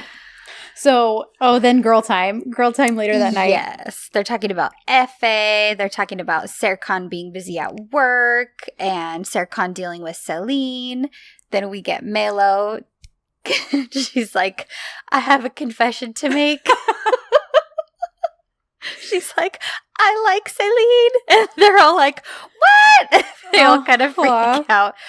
But she has valid reasons. She was her boss. Celine was always kind to her. And, Celine, what happened to her being left at the altar? That sucks. Yes. So. Even though she got what she deserved, according to your... According to me. Yep. According to your little audio clip last week. Doesn't mean she didn't deserve it. But God bless Melo for having a heart for her. I guess somebody needs to, so it's fine. But I love this because they're kind of the talk kind of switches to Serkan and they're like, has he called yet? She's like, no. But then she's looking at her phone all happily and Jaren's like, he must have texted you. And the text, I actually I put my phone next to Google Translate audio just to make sure that the captions were right. Because I was like, is he really asking her for 300 photos? Oh, he is asking her for 300 photos on his phone. I love that. When he's like, can you send me 300 photos? I don't have any on my phone of you. Like, he wants 300 photos of her. Of course he does. I freaking love him. And then, of course, they start to take a bunch of photos. And I'm like, I don't think he wanted any of you in the pictures, but that's all right. Yeah. It's cute. So I just wrote, I didn't take screenshots of this because honestly, I was over it at this point, but because I wrote the next morning, Eda gets the same treatment from Aidan. All these ridiculous requirements. Yes. About best dog, most beautiful dog, like ball and like all going these. To banquets, decorating banquets, all this kind of stuff. Yes. Like she lays out all these ridiculous things and Eda's like, listen, I'll do all of it for Serkan. Like all of it. So whatever it is, I'll do it. And then of course, Aidan gets her parting shot in of like, well, you still have a year left of university, right? Like, you don't think Serkan's going to wait that long, do you? And I'm like, yes, he is going to wait that long because he will be there with you. Stop it. Like, don't let this woman get into your head. Yeah. Well, and what actually ended up freaking her out was Aidan says something about, well, we don't like to hesitate, and basically talking about engagement. And that is when Eda's like, What do you mean immediately? So she finally kind of gets to her a little bit with that little comment. Yeah. But Eda's like, fine, I'll do it all. I'll do every last thing for Serkan. Yep. So that's what that boils down to, is that these two must really be in love because they're willing to do all the ridiculous things that the moms are laying out for them. Yeah. So we get Efe and Ferry out running, which it's funny because this little stretch, I like just watched a clip from Kerem's other DZ that I'm watching, Burushahir Khandan Gelecek. And he just had a whole running sequence in this spot. And I was like, how funny. But I was like, I enjoyed that running sequence way more than I enjoyed this one. But also, I thought it was funny because during this whole scene, Ferit is so out of breath. And Efe is just standing there, not even breathing hard at all. Poor Chari. I wonder how many takes this scene took. I wonder how many laps he had done by then. Well, I was like, is this supposed to be on purpose? Like, is it supposed to somehow show that Ferit is the weaker guy, or is this just because they had to reshoot too many times? Poor Chaudhry. He's such a nice guy. He seems like it anyways. He posted, he seems like a very sweet man. And Ali looks like a gym rat. So honestly, I wouldn't be surprised if this really was like legit.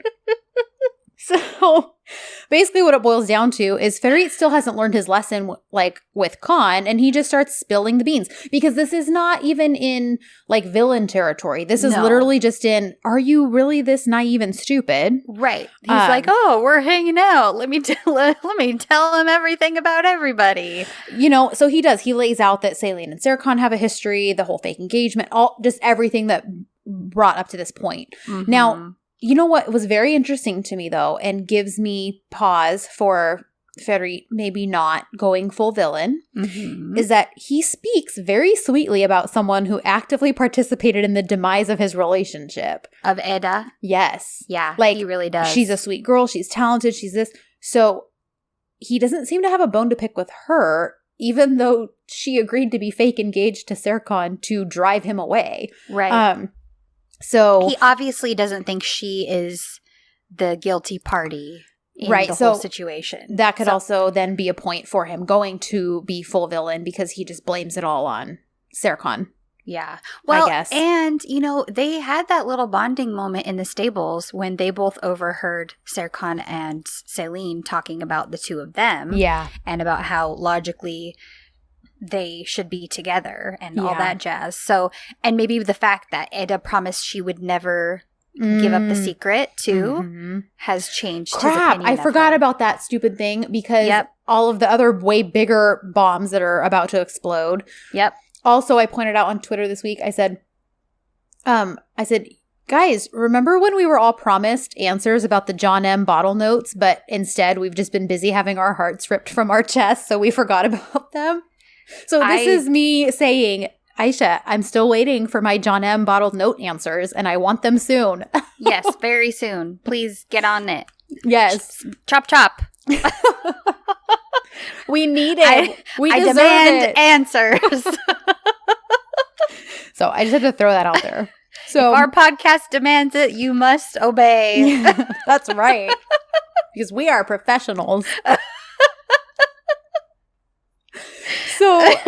So basically, it's just reiterated that them being friends is a good thing because Ferit's 5%, Efe's 45%, means 50%, and they, you know, it means they have just as much say as Serkan does. Right, totally. Or more technically, but Serkan and Celine together equal 50.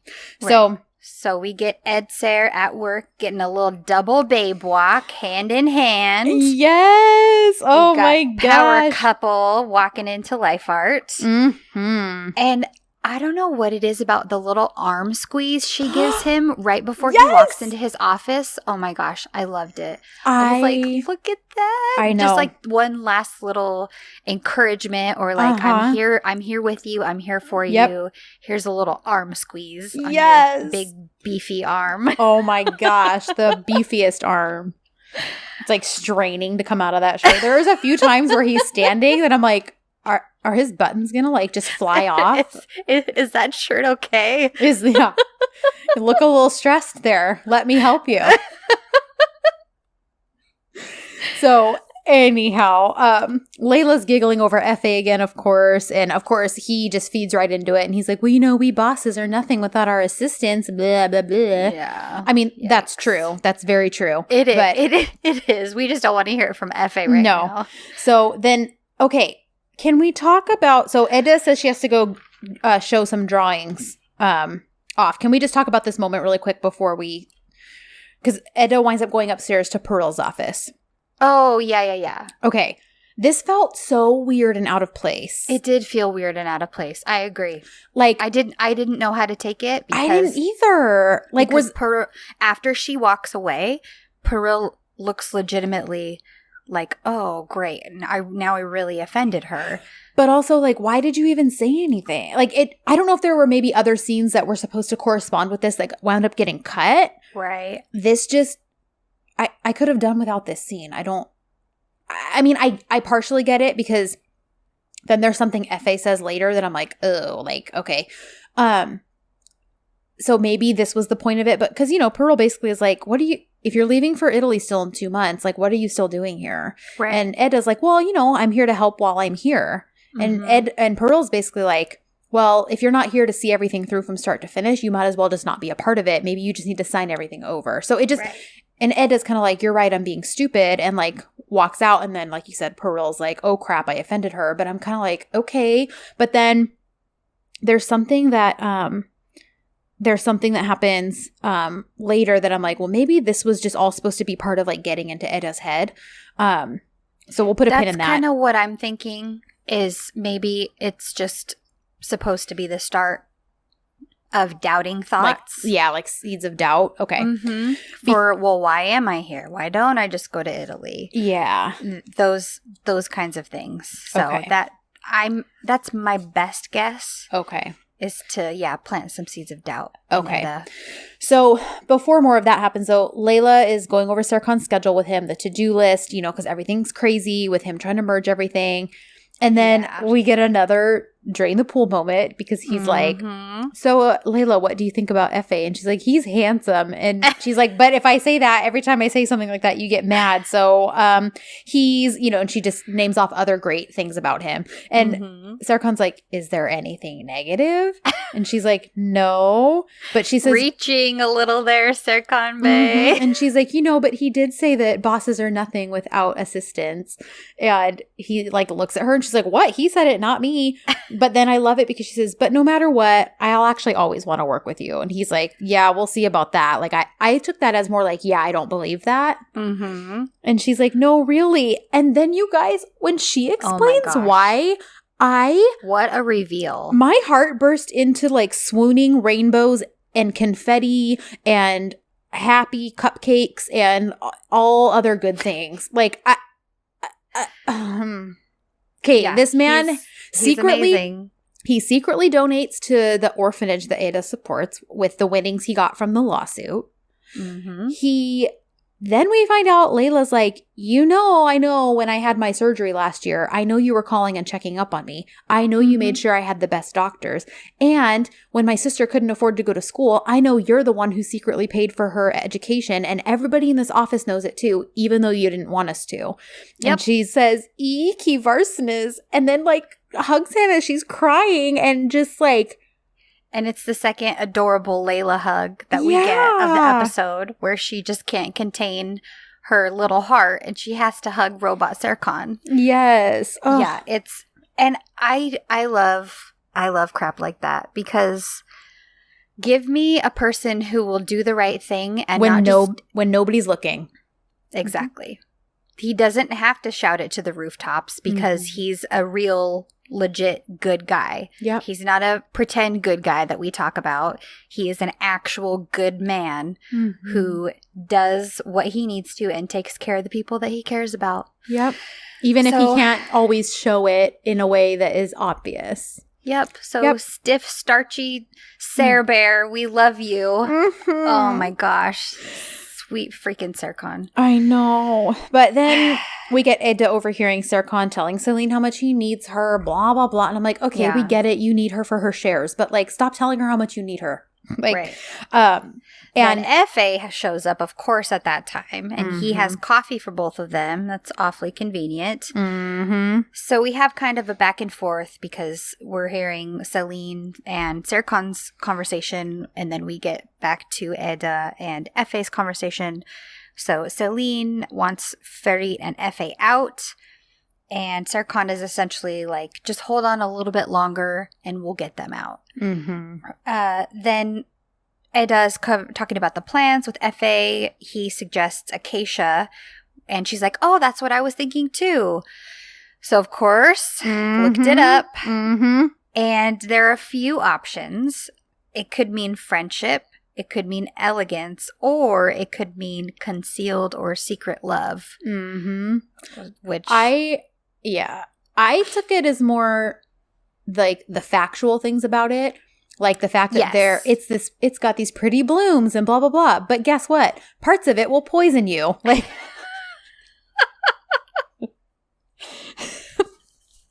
hey, I'll take it. So I was like, Efe is an acacia tree. Yeah. He's all pretty. Also a swashbuckler, apparently. A swashbuckler. Oh my gosh. Put that on a piece of merch. Don't be a swashbuckler. So then, Efe compliments her, and he just tells her how talented she is, and he's just blown away by these plans.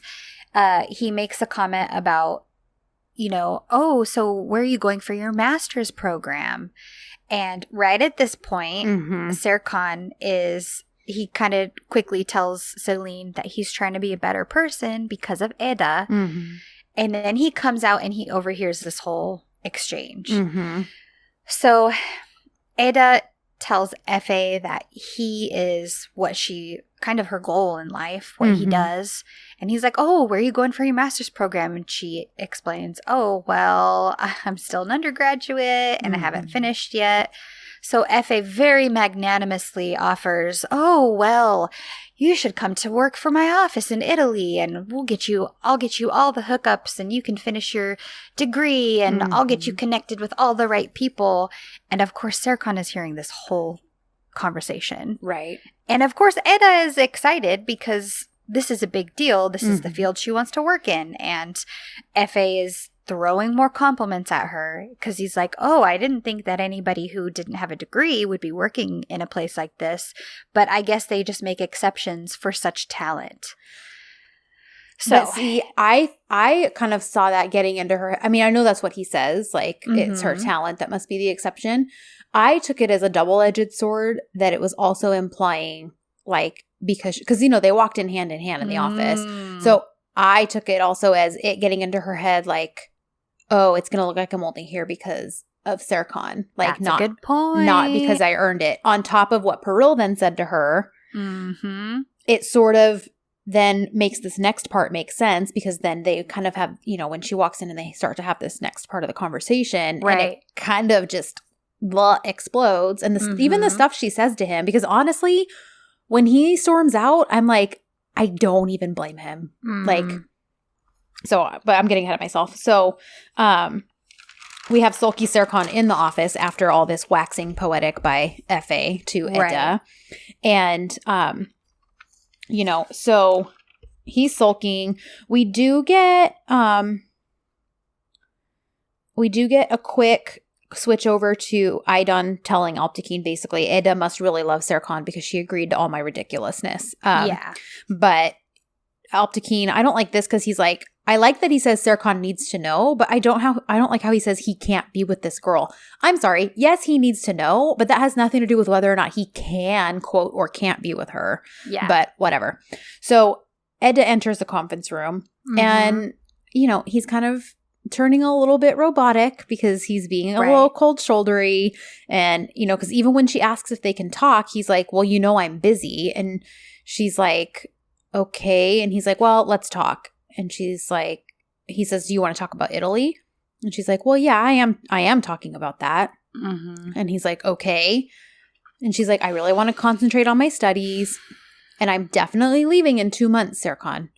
And he says, I know that. And he says, I can assure you that I understand it very well. I heard your conversation with Efe. And she's like, he says, you don't think of anything but Italy. You're very focused on that. And he says, you'll probably start working for FA. Like, congratulations, you've already agreed to this. And she's like, wait, what does FA have to do with this? She's like, we talked about this long before FA even arrived. And she's like, and this right here. And she says, you're not coming with me, are you? And he says, excuse me? And she's like, you're not going to be able to go. You have so many things to do. You're just trying to distract me. And he's like, distract you? Distract you. Like, keep you from going? And he's like, you know what, Edda? Remember this. You're the one who keeps saying that I won't go. And she says, because being here is more important to you. And he's like, oh, and like grabs his coat and storms out. And honest to goodness, I can't blame him. Like, he so far, all he has said is he's coming with her. He even explained to her, like, when he first asked her to stay for just 2 months, it was so he could get his affairs in order because he's already worked remotely before. He can do it again. Right. So, yeah, things are crazy because now he has to take over the holding and all this stuff.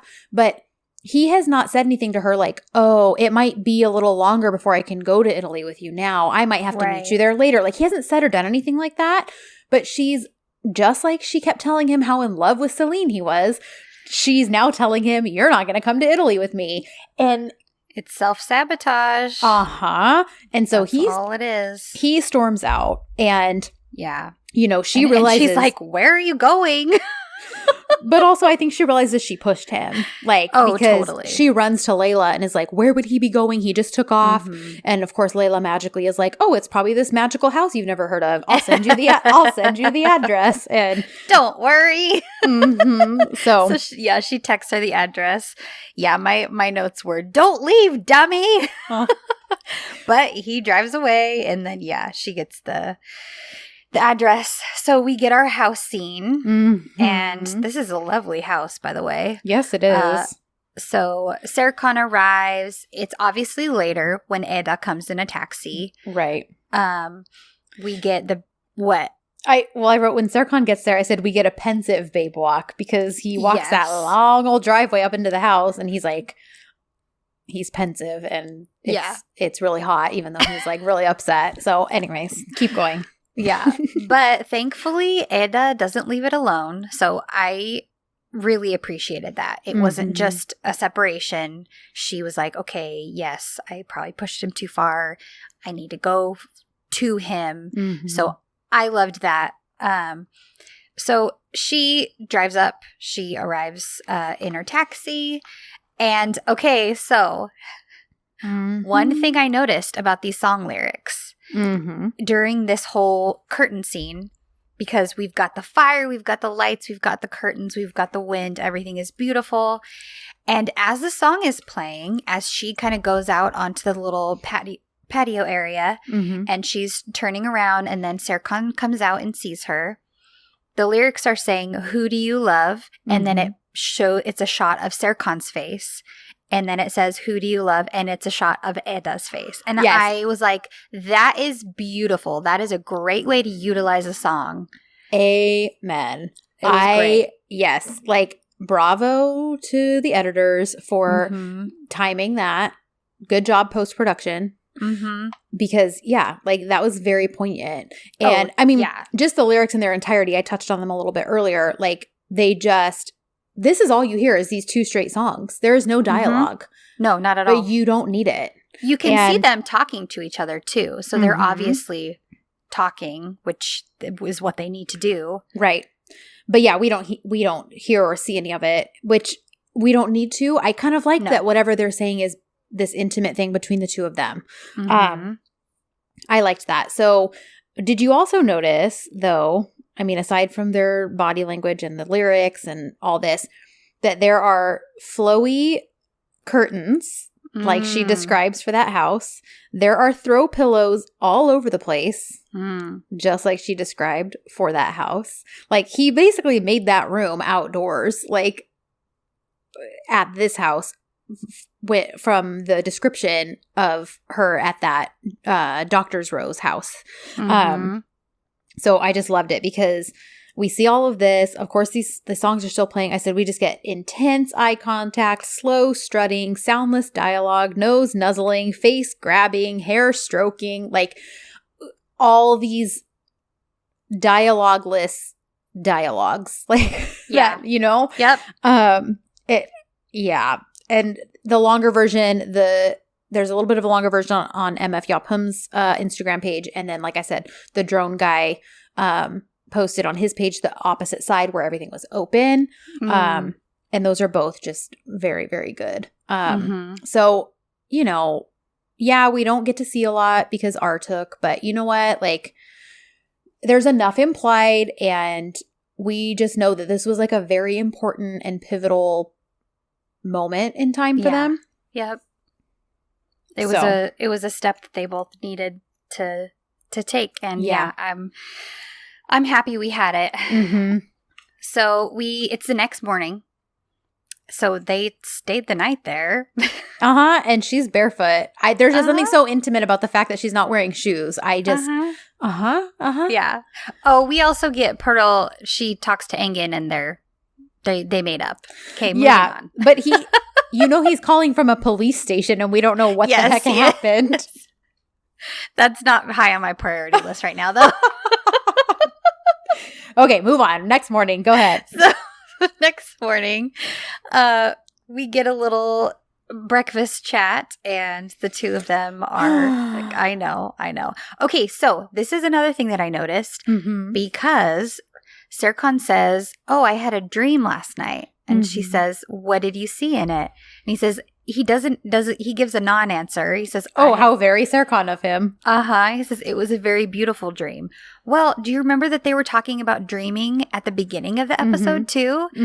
So I don't know what's going on with this, but I was like, that's not an accident that we have two instances. One of her saying that she was dreaming, and now Serkan saying that he was dreaming. I bet they're having the same dream, like when John and Sanem both dreamed about their 3 kids. They probably are. Anyway. So Eda asks, "Can we never leave this place?" And I actually love this. Okay, I love your Eda voice just now. Can we never leave this place? So Serkan says, "Eda, please make a decision. Do you want to stay here or do you want to go to Italy? You need to decide so I can adjust my plans." Oh my gosh. There was no better way to make this reveal than this right here. This is just chef's kiss. It was perfect. Because she says, "Plans? What plans are you talking about?" And boyfriend bought a house in Rome and rented an office. Because of course he did. Because he is all in. And she's like, sorry, what? He says, "Yeah, I'm even hiring local architects. They've already started submitting their CVs. Thanks, Layla, for that." And she's like, "Are you serious?" And he says, "Yes. There were no particular problems when I was in London for 2 years. That's why I can go to Italy with you. I can stay there, and if there are problems, I can just get on a plane and fly back here. Then I can come back to you." And to show you where my priorities lie in my personal life, the next thing he says to me was like even better than him buying a house in Rome. The next thing he says to you, Ashley? Oh my gosh. Freudian slip match?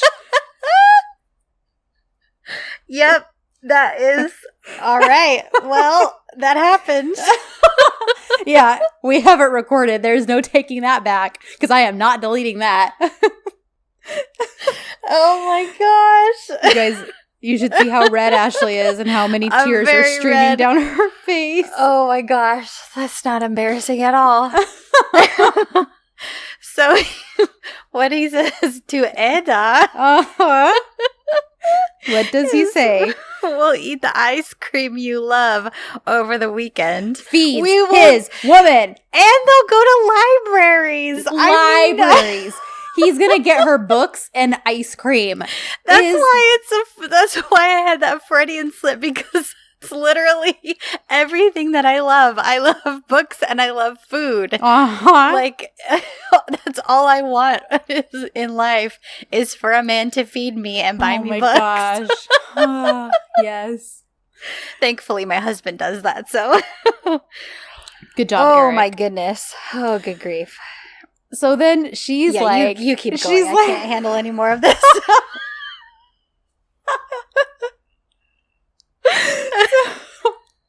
So Edda says, okay, be quiet. I'm going to cry. And he kind of laughs and he's like, I'm doing this so that you don't cry, which, melt my heart. And he says, there's just actually one problem, though. You see, I can't live without you. Foreshadowing number, I lost count, but let's say like 5 or 6. Like, I can't live without you. Mm-hmm.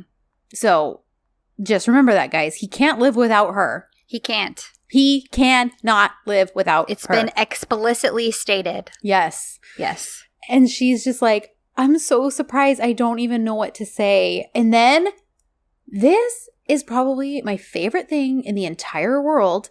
She gets up and she runs around behind him and puts her arms like around his neck. But those cheek kisses that she gives him, like 5 in a row, like, yes, they are just so dang sweet. And the way I just took a screenshot of her like with her arms around him because it was just the dang sweetest. I don't know how else to describe it, but those cheek kisses just gave me life. Like, yeah, I adorable. Want to like live in those cheek kisses for the next probably several episodes while we go through another extravaganza. But yeah. Because now, we switch back over. He's dropping her off after their morning. And I love this too, because he tells her, listen, I want to talk to your aunt about the whole Italy thing. Like, he wants to show how he's I think he wants to show he's responsible, that he's committed, he's dedicated, not only to Edda, but to her finishing her education. Right. So I love that he's like, I want to tell her. And then she's like, okay, that sounds good. And he says, see you in 2 hours. And so basically he's like, I'll see you at work in just a little bit. Yeah. Again, we get a pan over to Effie on the phone with someone. I'm telling you right now, I would bet my life savings it is Baba Ane. Like, and he's like, yeah, I've got the shares. You can come to Istanbul now.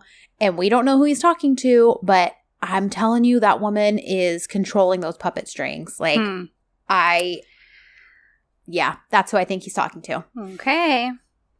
So now for the terrible news. Do we have to talk about this? We have to talk about this. We do have to talk about it because it's literally the most pivotal dang scene in the episode, unfortunately. Yeah. I mean, essentially, Alptekin tells Serkan. Right. And it breaks his heart, and you can see him connecting the dots as he's coming flashing out with back this truth. and yes. And it just breaks him, and he's crying. Alptekin just leaves. Okay. Is it like, okay, listen, did you learn nothing when you were Baba Divit? Like, you left your son while he had no memory for the last 2 years, but you were like, I'm going to go. Poor guy. All of his characters, all of the dads he plays are just like, let me give you some terrible news. Okay, bye. Yes. So true. Like, okay. So I said I was watching one of Karem's old DZs. And when I saw episode 6 of that show, there is this big reveal that happens that is like a devastating blow to him, to his character. And the opening scene of that episode was so emotional and so like gritty and like I felt everything he was feeling. And so when I saw the way he can play something devastating like that, I was like, crap. When he finds out about Edda's parents, we're in for it. Because if this is his range, and this show is 3 years old now, so he's probably only improved since then. And I mean, I can see he won a national award for this role, and or an international award for this role, and I can completely see why. But I just knew, I was like, oh, when we're going to get emotional Serkan, like, we're going to be in for it. And I was very correct because we got emotional Serkan as understanding is dawning. And did you see too, like right before Baba's going to say his name or say her name, he already knows what name he's going to say, but you see that look on his face. He like closes his eyes almost like, please say any other name, but what I already know you're going to say. Like he's hoping against hope that it's anything but Eda Yıldız. Yeah. Yep. So we knew this was coming, and we know that there will be fallout because there has to be. Yeah. Because a truth like this is not going to just come and go and not get dealt with. But I know that the hope as the podcast is that, they can stick together through everything. He's like, let the chaos come, let the fire come. We'll be stronger through it. Yep. And they will, you guys, eventually. Will. Yes. Even if we have some darkness. Yep. You must, what is it? Whenever the darkness is the worst, that's when you see the light. Sorry, that's a Harry Potter quote. But, and I totally did not do it justice. But it's always darkest before the dawn. Exactly. So, like, and I said this on Twitter yesterday because, again, after I see really emotional fragments, I like to be super dramatic. But the fact of the matter is, you guys all know, I love angst. So I am very much looking forward to what's coming. I know it's going to tear us apart. I know it's going to wreck me. But like I said in this tweet, like you can't appreciate the really beautiful things that are going to come from this without seeing the lows that they had to climb out of, basically. Like, you know, like, and I made a joke because I was like, to quote Hannah Montana, because she has this song called The Climb, but like, seriously, like we're going to be in a low valley probably for the next couple episodes, right. But that's going to make the journey up to that mountain peak like so much more like delicious and so much more earned, and all of like the emotional payoff is just tenfold of what it would be if it was like, okay, we're in love and then we just plateau at that and we just stay in love forever. This is like the journey of testing that love and putting it through trial by fire and all of that. So I know my heart's going to be broken and I'll probably be eating my own words next week, but I am looking forward to it. So, and I wanted to point out, there's a thread on Twitter. I'm not going to read it because it's long, but I'm just going to point you guys to it. It's from someone named Marty, and her handle is Start of Time, and then the number 1. And she has a thread titled, "Let's talk about why Serkan Bolat thinks he needs to take the blame for an accident that happened 20 years ago, because I see some people upset that he didn't give Eda a choice, but that's not how his brain works." A thread. And then she has a whole thread that I absolutely love, like her just breaking down his personality and who he is and the things he's been through and why he seems to be headed in the direction it looks like he's headed in based on the fragments. Awesome. But we also know you can't trust a fragment. So, you know, it could be showing us exactly what's happening, or it could be showing us something entirely different, because in one of the fragments, he does say "biti," which means it's over. It's done. Yeah. But how many times has he said in the past, he's said something like, "I always want you next to me, ... this week." So there is a possibility he could be saying "biti," right? Or like, "Isn't it?" Because he just told her the truth and is like, "And now you don't want to be with me, right? Because of this horrible, devastating thing." So... Or it's over that there's keeping secrets. There you go. Another perfectly logical explanation. So, so then a couple of people wrote in and I was like, oh, these are good. I want to share these. So Leticia wrote in and said, "I think that the writer will decide to break them up, but I'm not totally sure because she always takes a different route. And since Serkan started the relationship with Eda, I don't think he'll be able to live without her," which he literally said this episode. But at the same time, Eda has also said to him that sometimes love is not enough. So I think he will take this into consideration and decide that breaking up is the most logical thing. Also, Serkan has some abandonment issues, which complicates the situation even more. And I remember Celine saying in episode 1 that Serkan is the type of person who abandons before he can be abandoned. So the breakup and not telling Ida about the accident seems reasonable to me from that perspective. But as a viewer, I would prefer, of course, that Serkan came clean with the situation and let Ida choose what's best, because the truth hurts at first, but it's better finding out than finding out later that the person you love is lying to you or keeping a major secret. And she's like, sorry, I just needed to get that off my chest. Yeah. But I liked it. And then Kelly wrote in and said, so I really hope Serkan tells Ida the truth. I'm really hoping for that, but I could see him making up a reason to break things off also.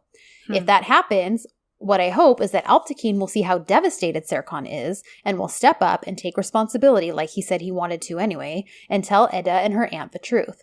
And then if that doesn't happen, I was thinking Jaren might be the one to figure it out. She bumped into Ferry and their papers got mixed up, so what if she has some articles on the accident that were with him and they end up with Jaren, which I thought that's a very keen observation. Ooh, it is, and that's a very plausible possibility. Because Ferry is the one who had to deal with that stuff with Alptekin in the first place. Yep. So she says she could find them after everything goes down with Ida and Serkan, and maybe she's the one that starts asking Ferry some questions and figures it out. She says, but again, I really hope that he'll just prove how much he loves Ida by being honest with her and telling her that he will do whatever she wants. Yeah. And then she says, sorry for the long-winded message, but don't apologize. I loved it. So, and then Ruby wrote, okay, I had an idea, and this one, get ready. She says, what if, she says, so we know from The Little Prince that the prince leaves his rose on his home planet. So what if after the balcony scene from the fragment, where he says Biti, so what if after the balcony scene, Serkan also leaves Turkey a la Divit style because he feels like he shouldn't be there. And he shouldn't be around Ida for the reasons we've already talked about. He remembers how Ida told him that he's ruined her life even before she met him, and he might take that even more to heart now. Like, even though it's not his fault, he's going to take this on. He's Serkan, yeah. And Ida, realizing that Italy with Serkan was her dream, decides to continue her last university year in Turkey instead, being surrounded by her 4 thorns. Serkan goes on to encounter the pilot, the king, so on and so forth, while the fox eventually convinces him to return. Upon returning, he finds out that Ida gave up her dreams because he wasn't with her, but because she's now graduated and Melo and Celine are now friends, Celine hired her at the company. Meanwhile, Baba Bolak gets found out and he loses everything to Ida's grandma, who gives all the shares to Ida.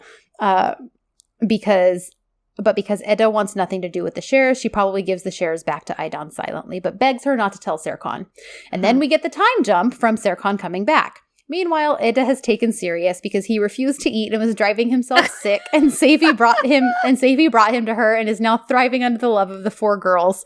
Upon returning, Serkan is invited to the opening of a botanical garden named coincidentally after his brother, where he finds that Ida has finished her education in Turkey, and after they make up, she goes, haven't figured out that part yet, just exactly how. He takes her to Italy for the year he promised her, where they visit libraries and eat ice cream, return to Turkey, and move into the doctor's house and live happily ever after. F.A. just ends up leaving because I hate him, the end. Well, there's the end of the series for you. There you go, guys.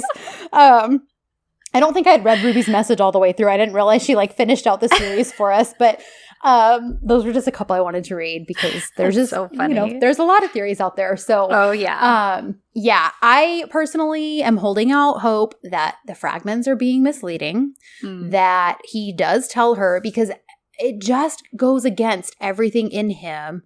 He just got rid of these secrets. He just said, let's let there not be any more secrets between us. He didn't even want their relationship to be a secret once he told her he loved her. Not at any point. And I just can't see him thinking that her not knowing would be better. I see him more being self-sacrificial and basically telling her, and then I could see him being and now I realize you're never going to be able to look at me again, so I'm leaving, or I won't bother you again, or I'll never come around. I could see that, and then him saying it's over, we're done. Right. I just don't see him breaking up with her without explanation, because that would literally, the man bought a house in Rome, and then next week is oh, P.S. we're done, bye. Right. No explanation given. It doesn't track. No, and it doesn't. if he does that, just won't make any sense. And honestly, I don't think Edda will buy it either. She'll be like, yeah, something's wrong, and I'm going to find out what the heck you're keeping from me. And then I'm going to be mad that I had to find it out for myself instead of you just telling me.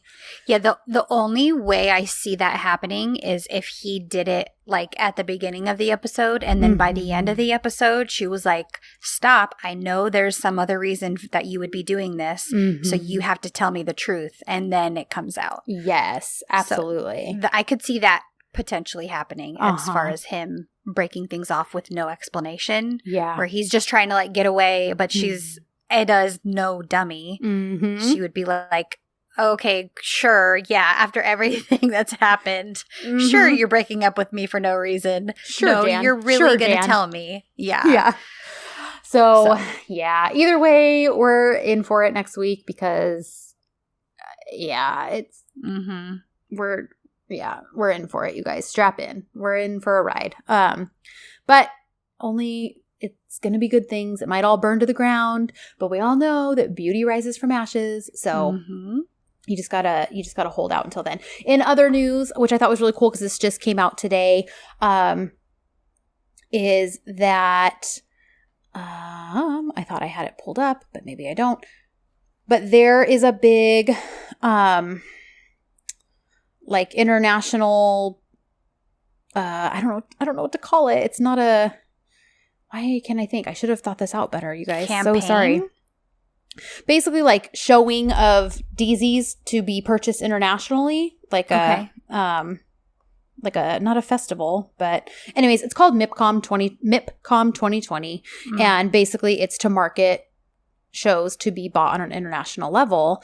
And Senchal Kapama has many broadcasters in multiple regions already lined up to broadcast it as Love is in the Air. And the company who owns the like distribution rights, MAD, they pointed out that the show trending in so many countries caught the attention of a ton of top networks around the world. So we have a very big chance of going quite international, which I just think is really exciting. So I just wanted to share that. So sweet, dude. Yeah.